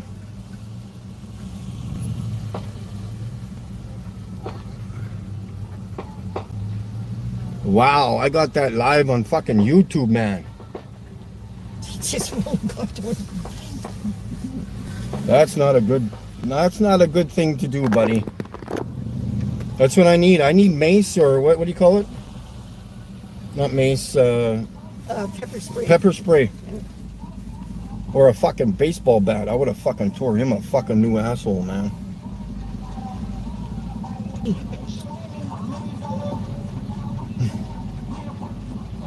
I should have fucking grabbed his fucking arm and fucking broke the fucking thing. That fucking bitch. We gotta go find the police. I gotta find out what the fuck's going on here. Some of these losers will hopefully allow me to go in. They're all fucking sheep. You know, we do have rights, you know. Your lives are more important than mine. Fucking dorks. Can you not see them fucking signaling, you stupid assholes? They're all a bunch of losers. They don't let other people in. Your life is more important than mine. You and your shitty ass Nissan. Oh, I'm so good. We gotta find the police. Well, I can see the lights up there. I can see the lights too. Yeah. They said the police were here. Yeah. We're right here. Yeah, okay. Yeah, right there. You got your seatbelt on? Yeah. Okay. I wasn't even like it wasn't even about the flat Earth. It was, I don't even know what it was about. Well, he's called me a fucking moron. He said fucking something. Yeah. And then I said, well, that's a good way to be, be in front of your ladies. I guess that irritated him.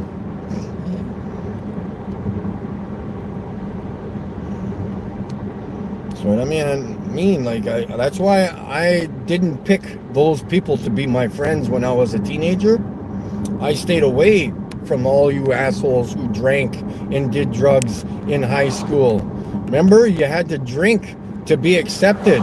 I've never drank a day in my life, folks, okay? I'm not one of you. So don't go out there pretending to be a hot guy and a smart guy and start punching people out because you can't handle your liquor, okay? You're quite stupid and fucking retarded for being like that. You're not thinking. You don't have a fucking brain. This is why you get in trouble.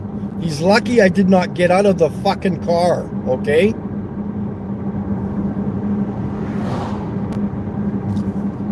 For those of you who think your ego is wonderful and your fucking testicles are so fucking huge, you don't know shit.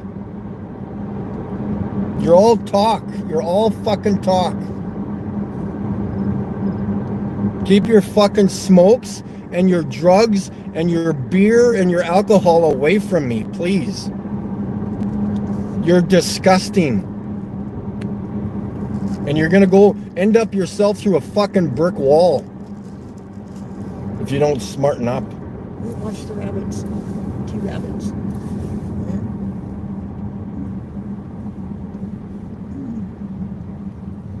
People die because of you people who drink. Do you know that? Or do you care? I don't even know if you care. You're having a good time, right? Drinking and getting high every night? It's a good life, isn't it? People think I'm stupid.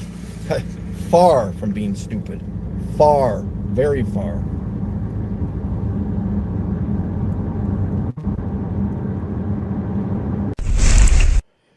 No, you're stupid, Mikey. Oh my He God. sure cares about women and their hearing foul language, doesn't he? Yeah, I mean, Couple things. the thing he said was, what did he say? Come and, be with a real man or something like that. Well, that's enough for some blokes to set them off. Well, he's got a mouth. He likes to go and run it in public. I mean, this has been a long time coming. He's lucky he got off the way that he did. And although I don't agree with violence, I mean, he pushes people. And secondly, when the guy tried to hit him, that rubber chicken going a mile a minute will never not be funny. Yeah, that was hilarious, wasn't it? Yeah. Kept squeaking away. I thought that was brilliant. Yeah. Oh Yeah. my God. But after that, he was pulled up somewhere, and someone pulled up next to him, and they started chatting to him. And he told them about how someone had tried to hit him and everything. And they gave him a pizza. Oh, wow. They'd just been to get pizza, and they gave him, it wasn't a whole one, I think, but it was most of one. Very Canadian of them. Yeah, so it's not all bad, I guess. But, driving around with that stupid shit on top of your car and a sign and all that, I mean, it's probably going to get you into trouble, isn't it?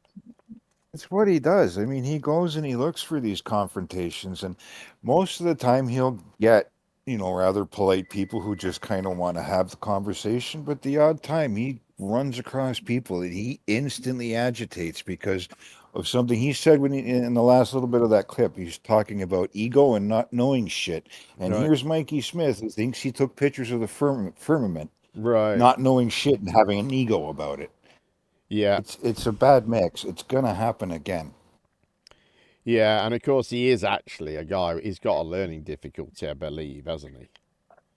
Yeah, I heard him say on MC Toon's stream one time that he was around the 5th grade level and had a learning disability and took exception to something somebody said in the chat about it. Right.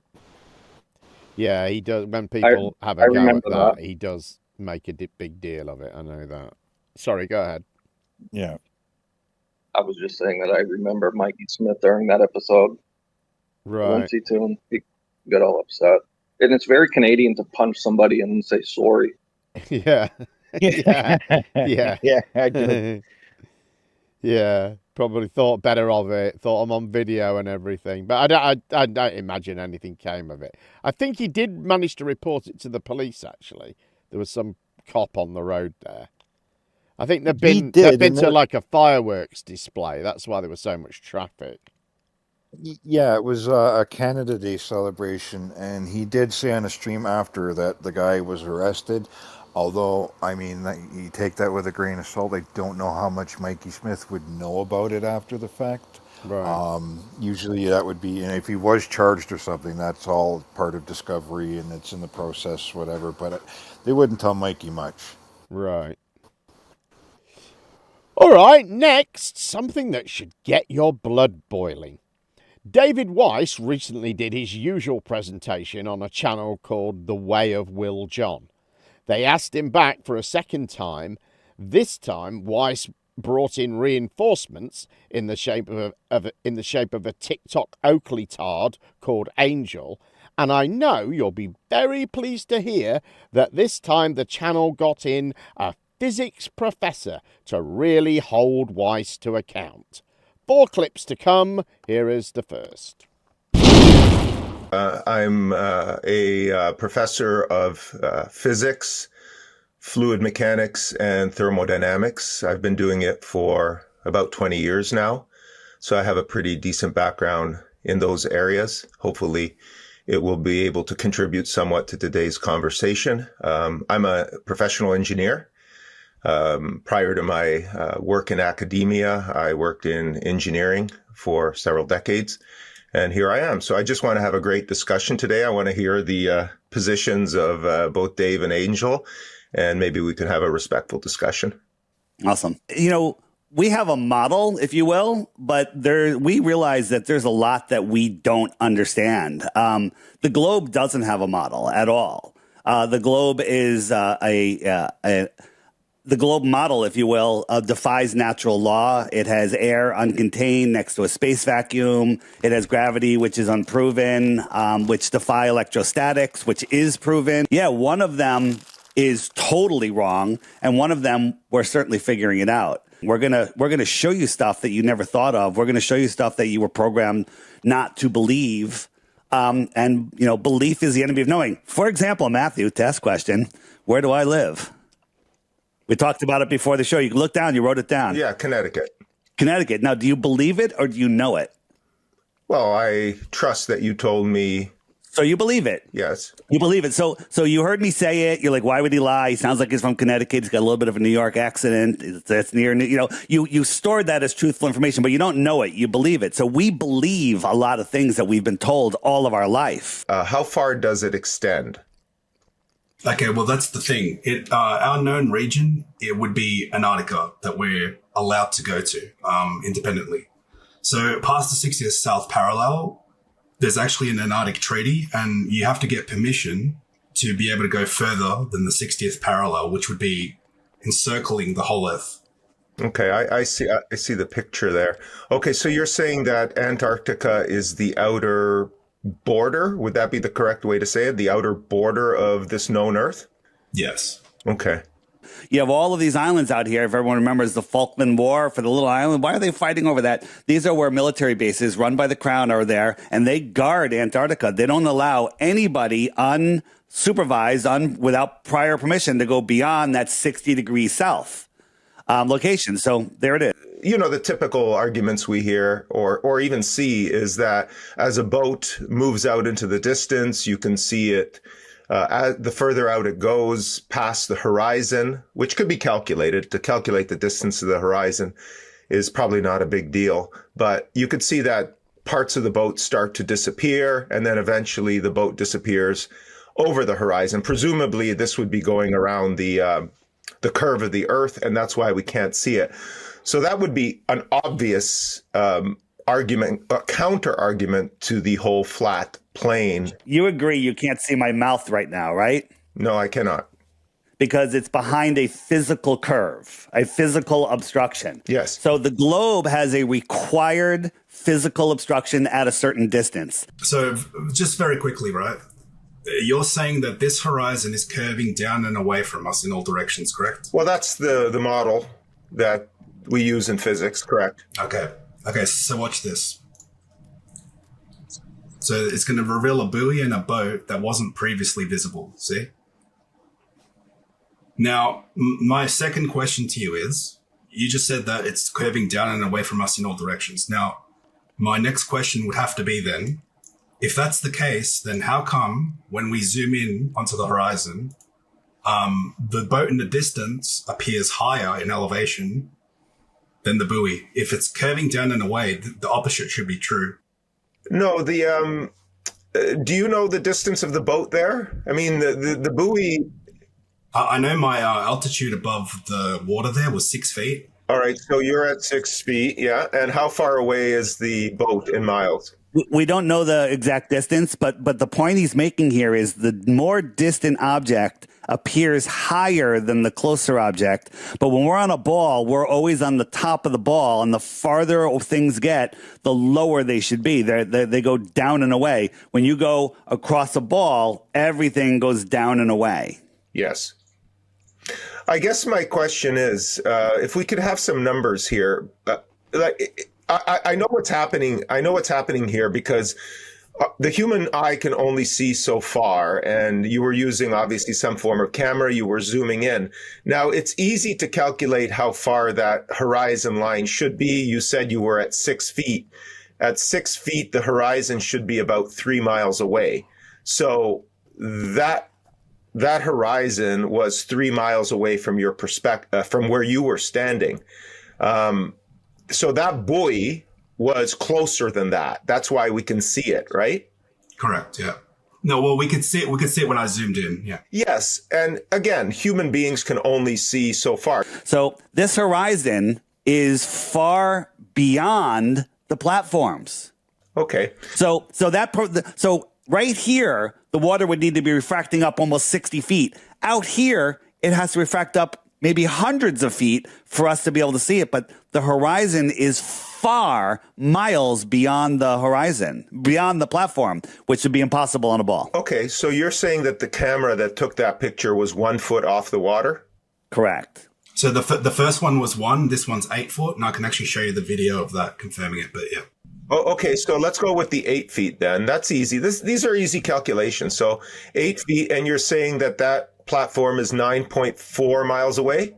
The one in the back on that image now is 10.1 miles away from 8 foot. Okay, what's the one in the front? Because I can see that better. About 6. Well, it doesn't matter because the horizon is far beyond the second one. The horizon, how can we see the water beyond it? The horizon should be in front of it. Well, the horizon at that distance, at that height, so if you're 8 feet above, the horizon should be about 3.5 miles away.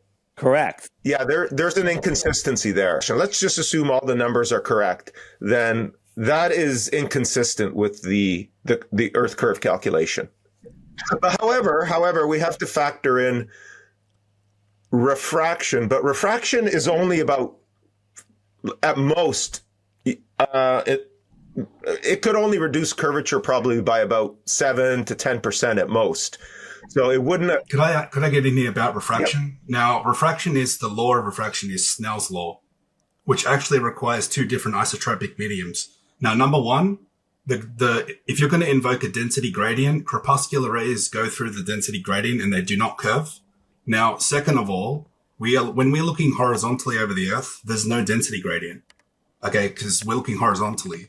The density gradient is vertical, so you can't really even invoke refraction on the Earth. to be honest. Yeah, if we calculate how much refraction there would be from the top of Mount Everest to sea level, it's 0.0%. It's negligible. No, refraction, you're right that refraction is not a big factor. Like I said, at most, it would probably be in the range of a few percent, maybe 7%.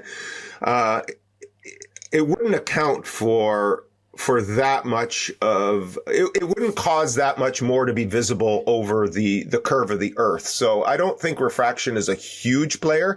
It is a minor player. We can argue, how much, but based on that rig that you showed me, something doesn't seem right there. Assuming the numbers are correct, I'm taking your word for it. Oh, it ended. I've tried to keep the clip shorter and it's catching me out. So anyway, yeah. Rezovsky is already saying it looks staged. And that's what I thought. And it gets a lot worse. That's anybody got any thoughts on that? Is that not that black swan? Yeah, that was the black swan. Debunked, repeated. Yeah, that observation was made one time over, I think I've heard 180 days. So the flat earthers are relying on a phenomenon that happens maybe, on average twice a year. Right. To try to debunk the globe. But what do you think ridiculous. to the performance of the physicists there? I to be honest with you, it looked fake. Yeah, I'm Really wondering. did. Yeah. I am wondering. But anyway. What was the professor's name? Oh, I can't. Oh, he's called Matthew something or other. I can't remember his surname. I don't think we got. I don't remember us getting a lot on his. We didn't get any. I guess nothing doxable. I guess. Yeah, I'm wondering what sort of professor he really is. Yeah, well, he did say a professor of physics, and what else did he say? Fluid mechanics, and something else. Yeah, with 20 years experience in the field. Right. Apparently. Where am I? Right. More from Weiss and Angel now, starting with a dishonest presentation of a long since debunked flat earth proof. And it's a famous spot because twice a year you can see Mount Canigou, but Mount Canigou is 175 miles away. And at 175 miles from this altitude, which I don't know off the top of my head, but we can look it up, the top of Mount Canigou should be over a half a mile below. You paying attention, Matthew? Yeah, I'm listening and calculating as you speak. The top of Mount Canigou, well, you don't know the elevation height, so you can't calculate. Okay. The top of Mount Canigou should be a half a mile. And almost every day of the year, you can't see it. Earth curve, right? But twice a year, the sun lines up with the viewer in its migration between the tropics. And when it goes beyond Mount Canigou, you can see it. And right there, the top of Mount Canigou and the whole mountain is seen. The top should be over a half a mile below the curve. Let me just jump forward a little bit. The globe explanation here is, that mountain is over the curve, right? And the sun is also has also set. So the sun has also set, but it's refracting up, and Mount Canigou is also refracting up and blocking the refracted sun. Well, why don't you try infrared photography? We have done it, but I want to make another point on this. Now, would you agree refraction is the bending of light? Mm-hmm. Just simply? Yeah, okay. That's a simple definition, yeah. What we're seeing here, though, is a silhouette of the mountain. Now, the silhouette would mean the absence of light. Now, you can't refract the absence of light, but we're seeing the mountain, which means we would have direct line of sight to it. Okay, so according to the globe paradigm, the sun cannot change even 1%, but I've personally got upwards of 23%, and buddies of mine have got, with the solar filter, upwards of 40% change in the sun setting. Now, it doesn't look like it changes very much, but when you actually zoom into it and count the pixels, it does actually change quite drastically, especially this one. This is my 23% that's going right now. You can see it changes size. And this is with a solar filter, pretty powerful solar filter, ND1 million. Well, if something goes further away, it should get smaller. Right, but it is getting smaller, but it's also magnifying. And on certain conditions, if you watch the sun, it will just go away and get smaller and smaller. And it's not going down, it's going beyond, and it's going to just set beyond this cloud, this atmospheric horizon. It just goes, it gets smaller and smaller. So you're proposing that the sun is not going up behind the horizon. It's simply disappearing from view based on perspective. Exactly. Perspective and atmospheric occlusion. Yeah, that could, optically, that works. Yeah. Watch this. I've got another video that clearly demonstrates this very easily, what you just said, Matthew. So here is the same video that Dave just showed you. Now, I've overlaid a hole in top of the ocean to show how our eyes work and why the horizon is actually there. It's due to eyesight, not Earth curve. Now, I've overlaid them both. Now, watch this. It displays perfectly why the sun sets. Yeah, listen, guys. Optically, like it is possible to simulate something setting by just simply moving it further away. We've seen this. Like things disappear. They look like they fall below the horizon as they move away. Optically, visually, we see it. So I guess, hold on a second. So these things can be explained through visual optical phenomenon. So yes, the sun can set without really setting. So what are you proposing? What is the moon? What is the sun? Are you proposing that the moon and the sun are not what they appear to be?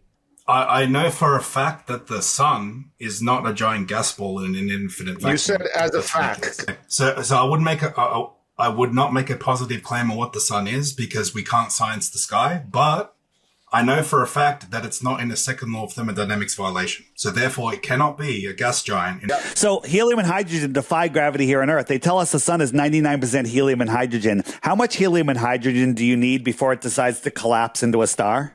Well, hang on a second. Helium and hydrogen don't defy gravity. They are light. Their weight is less than the buoyant force. Let's pretend the universe is completely empty, and I have an Earth-sized bucket of helium, and I dump it into the universe.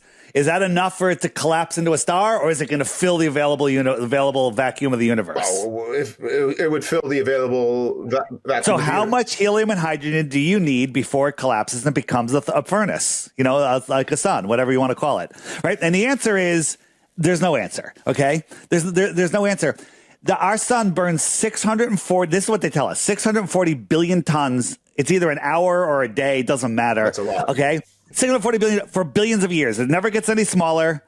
Where is it getting this fuel from? Well, eventually it will get smaller, but and that's a cool story, bro. But that's just a made-up story. We have helium and hydrogen defying natural law in a vacuum, burning unimaginable amounts per day, never getting any smaller. Well, it's not burning; it's a thermonuclear reaction. But that's cool. I get your point. Yeah. The world record for nuclear fusion is, if I'm not mistaken, is only 40-something seconds. And it's been doing it for a billion. I didn't even think it was billions of like years. 40 milliseconds, but yeah. Yeah. Okay. Either way. Okay, and the sun's been doing it for billions of years. And it's never getting any smaller. Oh, that angel is just so fucking annoying, isn't he? God. Wow, this physics guy doesn't know much, does he? He's useless, isn't he? Absolutely useless. Oh, does he turn into a? Yeah, does he turn into a flat earther? Does he turn into a flat earther eventually? Well, not quite. But yeah. Wow, it's almost like Weiss paid him off, or like here's a fee, here's a little extra on top. Don't push back too hard. I mean, come on.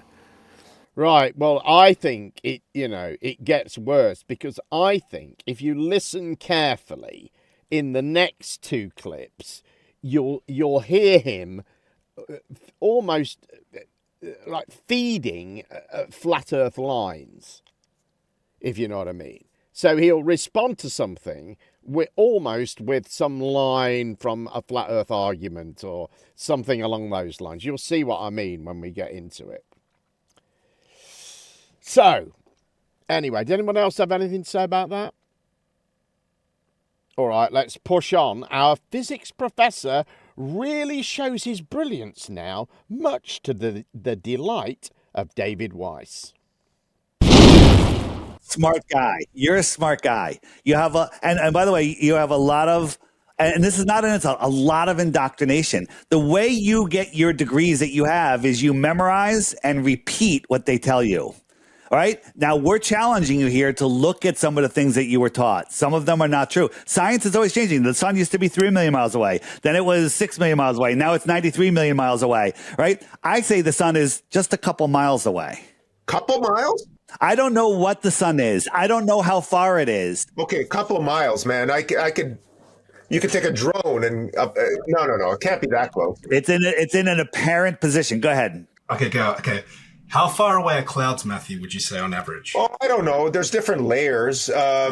Just pick a number, random. Some are really low. I'm driving on the highway. They look like they're only like a kilometer up, but others are, I don't know, 50, 60, 70, I don't know.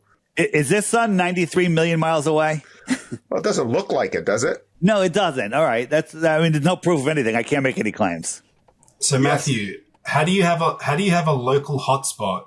The moon creating a local hotspot in the clouds, and also when I zoom in, it's obviously around thick clouds, and you could see the face of the moon clearly. If the moon was 250,000 miles away, it would light up all the clouds equally, but it's lighting up the ones that it's right near. Now, listen, we don't know what the moon. Yeah, when you see the sun shining through the clouds, it does look like it's shining in one particular spot. But if the sun is 93 million miles away, you would think logically, just even if you knew nothing of science, that it would not create a single hot spot.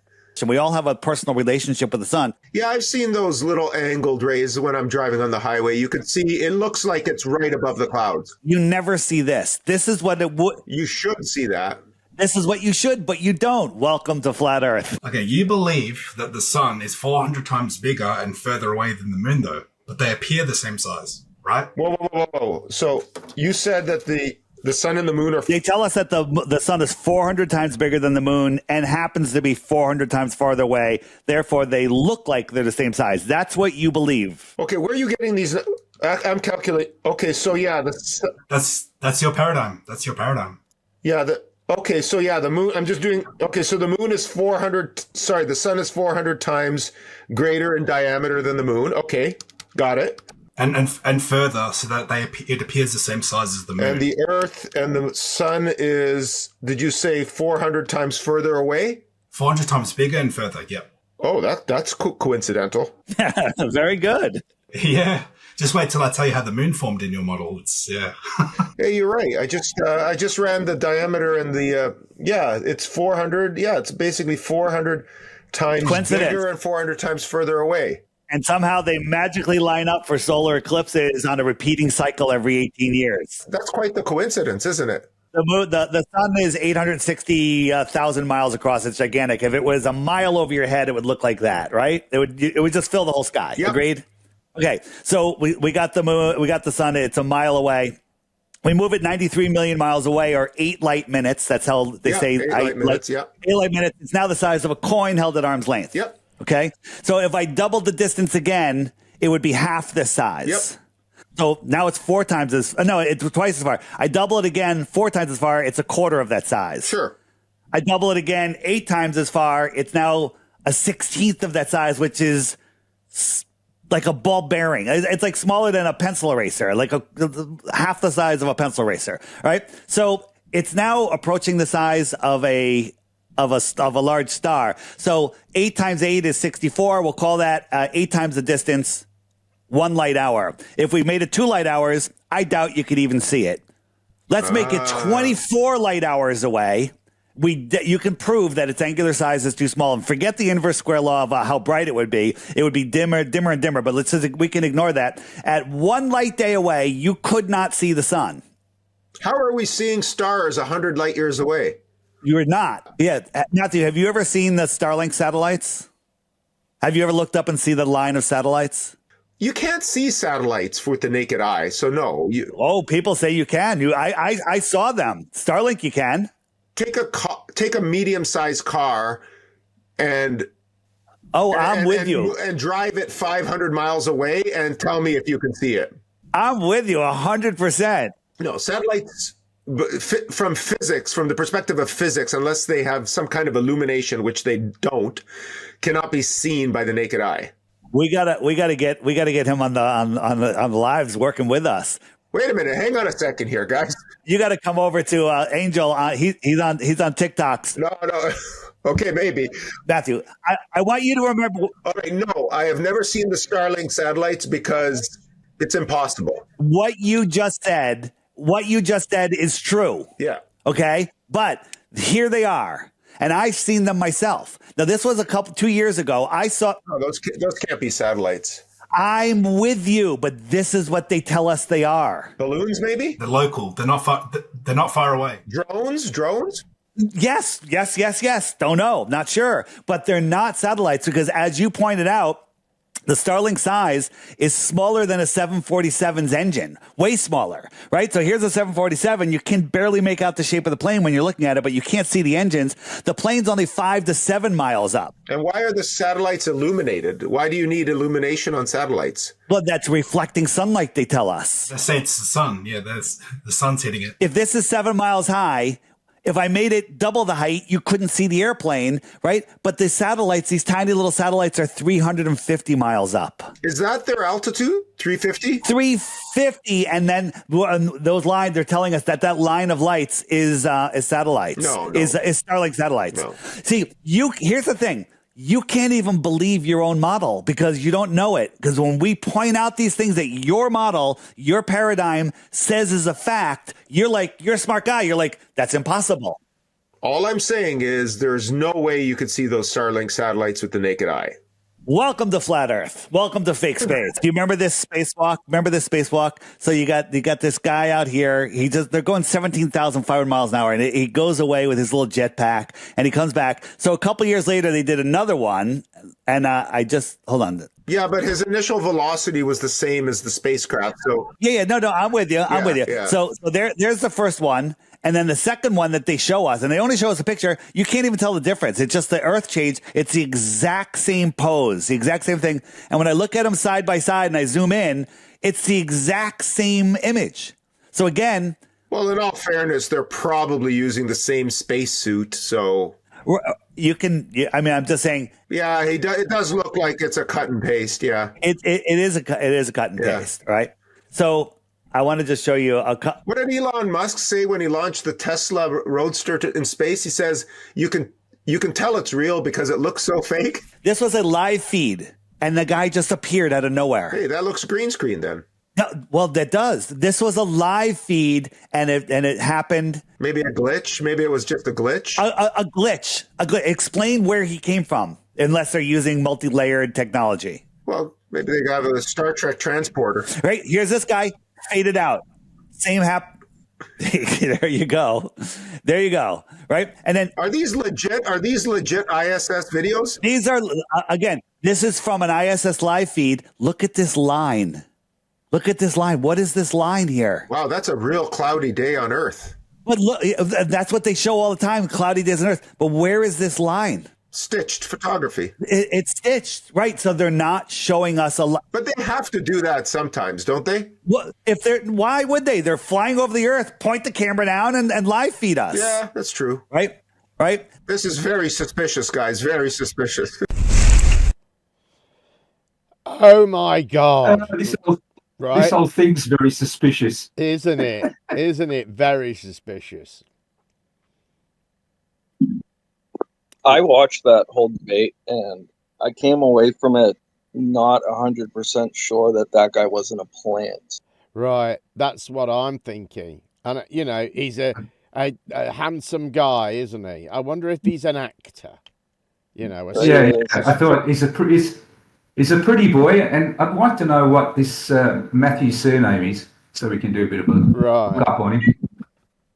And you saw the bit there. I think it was in the earlier clip where he says, "I'm calculating it as we speak." And Weiss goes, "Well, you can't calculate it because you haven't got the elevation high." Yeah.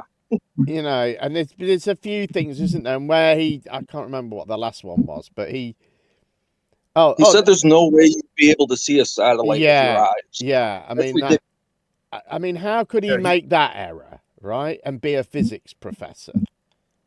They don't release the satellites at 350 kilometers. I mean, I can remember seeing Skylab in like 1976, and then realizing that they would actually print in the paper the time that it flew over.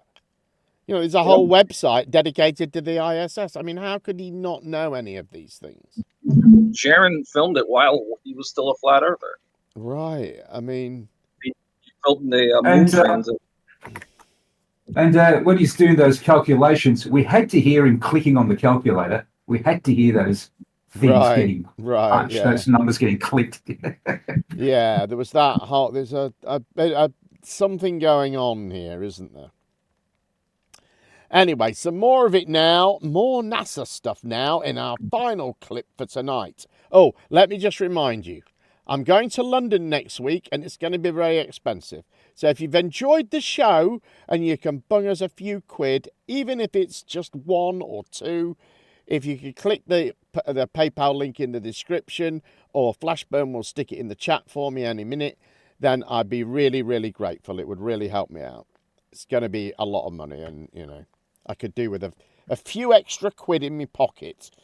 Anyway, thank you very much for that. The last clip, more NASA stuff in our final clip for tonight, and the professor seems to know all the lines from the Flat Earth meme. Look right here. You can see the wire pull from his shirt. Hey, there it is, his little harness. This is, they had their Christmas hats, and that was in 1999, but then in 2023, gravity didn't apply. Their hats became anti-gravity. Is this on the ISS? This is on the ISS. They have nothing better to do than this? Here's Kamala Harris talking with the ISS, and let me just... I can't even get cell service in my basement. Look at this wire going right through their hand. They're always playing with something. This is called augmented reality. So this is like some kind of VR glasses thing? Right? Look at this lemon. Is that a real lemon, or is that an augmented reality object? Look. Yeah, it looks fake, yeah. Well, it is. It's fake as F. This guy, watch under his right arm. He moves a little fast and he reveals the green screen. And watch, ready? When he brings his arm down, you can see the green screen right there. Okay? Yeah. So, again, you catch them once. Okay, why would they be faking? Whoa, did that guy just go by on a harness? Yeah, thank you. Yes. They forgot the layer that was supposed to hide the harness. And then... Jeez, I saw that. That jumped right out. Look at this ball. This ball is like a balloon, and it's neutrally filled with helium and air, and it's neutrally buoyant. Are you watching, Matthew? Oh, yeah, I'm watching. Okay, so watch up here. Where did that come from? It beamed in, but that's special effects. They did that on purpose to be cute. No, they didn't. Star Trek transporter. No. So that actual little beam thing it did, it's from a Microsoft product. I forget the name of it off the top of my head. That's the transition thing. They accidentally left that in. But the fact that it's not here, they're talking to kids. Oh, I see what you're saying. So okay, we see that they have the technology to okay, I see what you're saying. Yeah. And so she was manipulating this thing. It's called Paxi. And she's manipulating it. Right. And so it's augmented reality technology where. Look, guys, look, I'll be honest with you. It does all look fake. I get it. It is all fake. It looks bad. If there's no space, we didn't go to the moon is not the moon, the sun is not the sun, we don't even know what the stars are. I guess if you're in a planetarium, you look up, it simulates the same thing. So could you really tell the difference between a planetarium and the real world? No. I don't know. I'm very interested in these things you're showing me because they actually look a little bit crazy. Not that you're crazy, but they look so bad that... Do you want to see one more? Sure, man. Bring it on.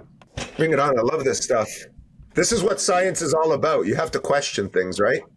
Matthew, again, another compliment to you. You are actually using science and admitting... Well, this is science. Yes, I appreciate it. Go ahead. You know, people thought Einstein was crazy until he wasn't. People thought Newton was crazy until he wasn't. Check this out. Okay, so this is an actual, real time lapse of the stars from the ISS from Don Pettit.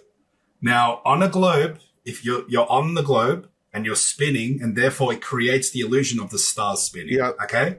So now we're flying around the Earth at 17,000 miles an hour, and we're looking at the star trails. Now, watch, there's a major problem in this. Okay? When it faces towards the north of the ball, let's say, so these lines here on the Earth are going sideways. But why are these star trails still doing circles? Do you see that?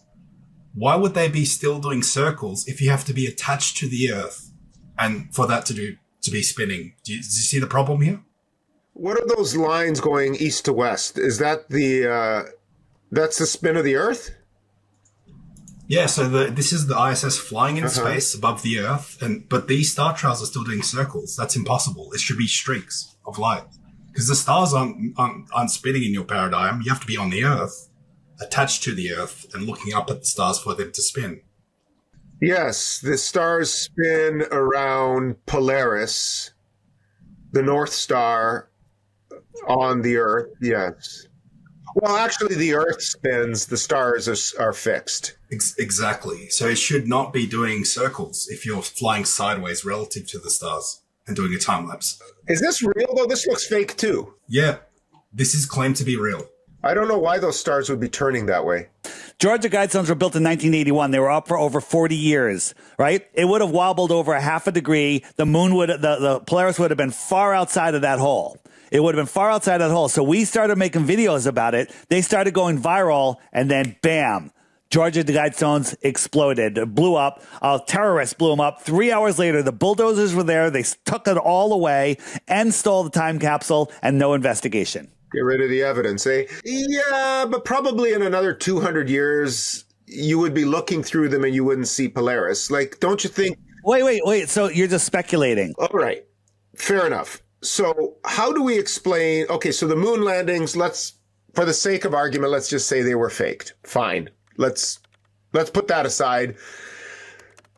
The lander does look a little poorly constructed, but let's put that aside. All right, wait. Where are these rockets? Okay, where are Elon's rockets going? All right, let me show you. Bermuda Triangle? Like, where are they going? Do you believe that is real? It looks fake. I get it, but... Okay, it's fake because it is fake. So, see this picture of the Earth here, right? Yeah, it looks like the Earth, yeah. It looks pretty cool. You can almost see the curvature, right? Well, the lenses cause, like, the use... Yeah, I mean... Yeah, but don't get mad at me. We filmed this in our front yard, and we just got a solar panel. It's all fake. All of it. Nobody goes on those rockets, ever. Nobody goes to space. Space does not exist. Oh, my God. What about all my Star Wars and Battlestar Galactica shows? I'll never be able to watch them the same. No, you can't. And unfortunately, that's the hardest thing. You can still like them, though. They're still fun. I have to give you a warning. With all the information that we gave you today, if you actually look into this, you're going to end up rejecting the globe. It's over. Okay, a lizard in a terrarium. How aware is he of his environment, the light in the sky, the food that's given to him, the water? He has no awareness. He can only understand things to the ability that his little reptilian brain has, right? Science, contrary to what other people may think, is about investigating and testing other things. And there's a lot of crazy theories in the world that we're crazy, that are not so crazy. And you know what they say these days, the only difference between a conspiracy and the truth is 6 months, right? Look, yeah, what they've done is they've hidden the creator who created heaven and earth, and they've basically assumed the role of the creator by doing that. So now who do you worship? The GOV. Okay. So you think you have to get up and work all your life and then retire at 80. No, we should be in utopia if everyone knew the truth, because we could have free energy, we could have unlimited resources. We would know that there are no outside threats, no aliens, no asteroids, no meteors coming in to kill us in any second. If all of a sudden tomorrow on CNN or BBC they announced that the Earth was flat and limitless, or at least flat. There was a protective dome above the Earth. That would be the end of atheism, wouldn't it? So you think this is a psyop? This is a psychological operation? It's basically just to hide the truth and the creator and free energy and resources and everything. I know that I could see further than I should because I've been out on lakes before. I always attributed it to refraction, but now that I think about it. Refraction, magical refraction, or flat earth? Simple. It's just flat. Like your explanation would be the easiest because then I don't need math. I can just use my own senses, right? A radio shouldn't work over the horizon either. Microwaves go 10,000 miles when they shouldn't go 80 miles. Yeah, Marconi, he get his transmission. Hey, how did Marconi do that across the ocean? Because the earth is flat. Yeah, because, no, I'll tell you how it worked. Because he shot it into the sky. He bounced it off the ionosphere that he didn't know existed. Marconi, I forgot about him. Yeah, he sent radio waves across the... You can't do that. Interesting. I'm no telecommunications engineer, but that does seem like a long way. That's why they say the ionosphere exists now. Oh, they made it up for that? That's why. Hey, what about the retro reflectors on the moon? Like, doesn't that prove that we landed on the moon? They were bouncing stuff off the moon before that. Yeah, that's how they figured out how far the moon was. Okay, wait, I forgot to... Yeah, retro reflectors, yeah. They bounce lasers off. It should take 2.5 seconds to get back. So check this out. They send out 100 quadrillion photons, and then one comes back, and a computer run by NASA goes, bing. Yeah, but you can trust them. Thank you. There you go. We can trust them. They're a government agency, aren't they? Well, this was awesome. You cobbled together two upstanding gentlemen here for a good discussion. I liked it. Yeah, just too much, wasn't there? Oh, you saying this is a psyop? Oh, a psychological operation. I shouldn't have said psyop. Angel is so unbelievably wow. stupid. It's unreal. He's incredible, isn't he? He doesn't understand that the stars are still going to move because you're still moving in relation to them. You're still going around the Earth in the ISS. You're going to still see the fucking stars move. Are just all of a sudden stationary. But I thought his dumbest one was the one earlier with the silhouette. It said a silhouette is an absence of light, so it can't be refracting. Yeah. What a fucking mong. Anyway. You're still seeing the light, though. Oh, my fuck. About the most of what he said was that Star Trail video was that. How come you have that time lapse video? Oh, you're really breaking up, Roger. Oh. All right, anyone else got anything to say? We're very early tonight. We've missed Pazza. We're 22 minutes short because of him. Yeah, unfortunately, we're more efficient without Pazza. I just got home from. Well, there's science. I got yelled at work for frickin' being on here one time because my asshole micromanaging piece of shit boss. Oh right. Oh, I'm sorry to hear that. Yeah, it sucks. They chose their scientists very well. Yeah. And he's a big fat dummy. All right. Apparently, Flashburn has found out he is Dr. Matthew Jalavichief, Executive Officer at CIM, Chartered Managers Canada. So not really a professor as such. Oh, wow. You'll have to let me know where you got that from, Flashburn. Nice one. Anyway, thank you to thank you for that, Flashburn, for helping me out. Thank you, Rez, for helping me out in the chat there. Thank you to everyone who turned up to watch me on YouTube. That's very, very good of you. Thank you, of course, to everyone who PayPal'd me and super chatted me. There were plenty of you, and I'm very, very grateful. It will make it all happen next weekend, so thank you for that. And thank you to everyone who was here on the panel to give their opinions on stuff, because that's great. And we will be back as normal in 2 weeks from now when I will be all ELO'd up. So see you then, usual time, 2 weeks from now, and we'll be back in about 5 minutes with more from the Debate Flat Earth and more Discord server. Have a good evening.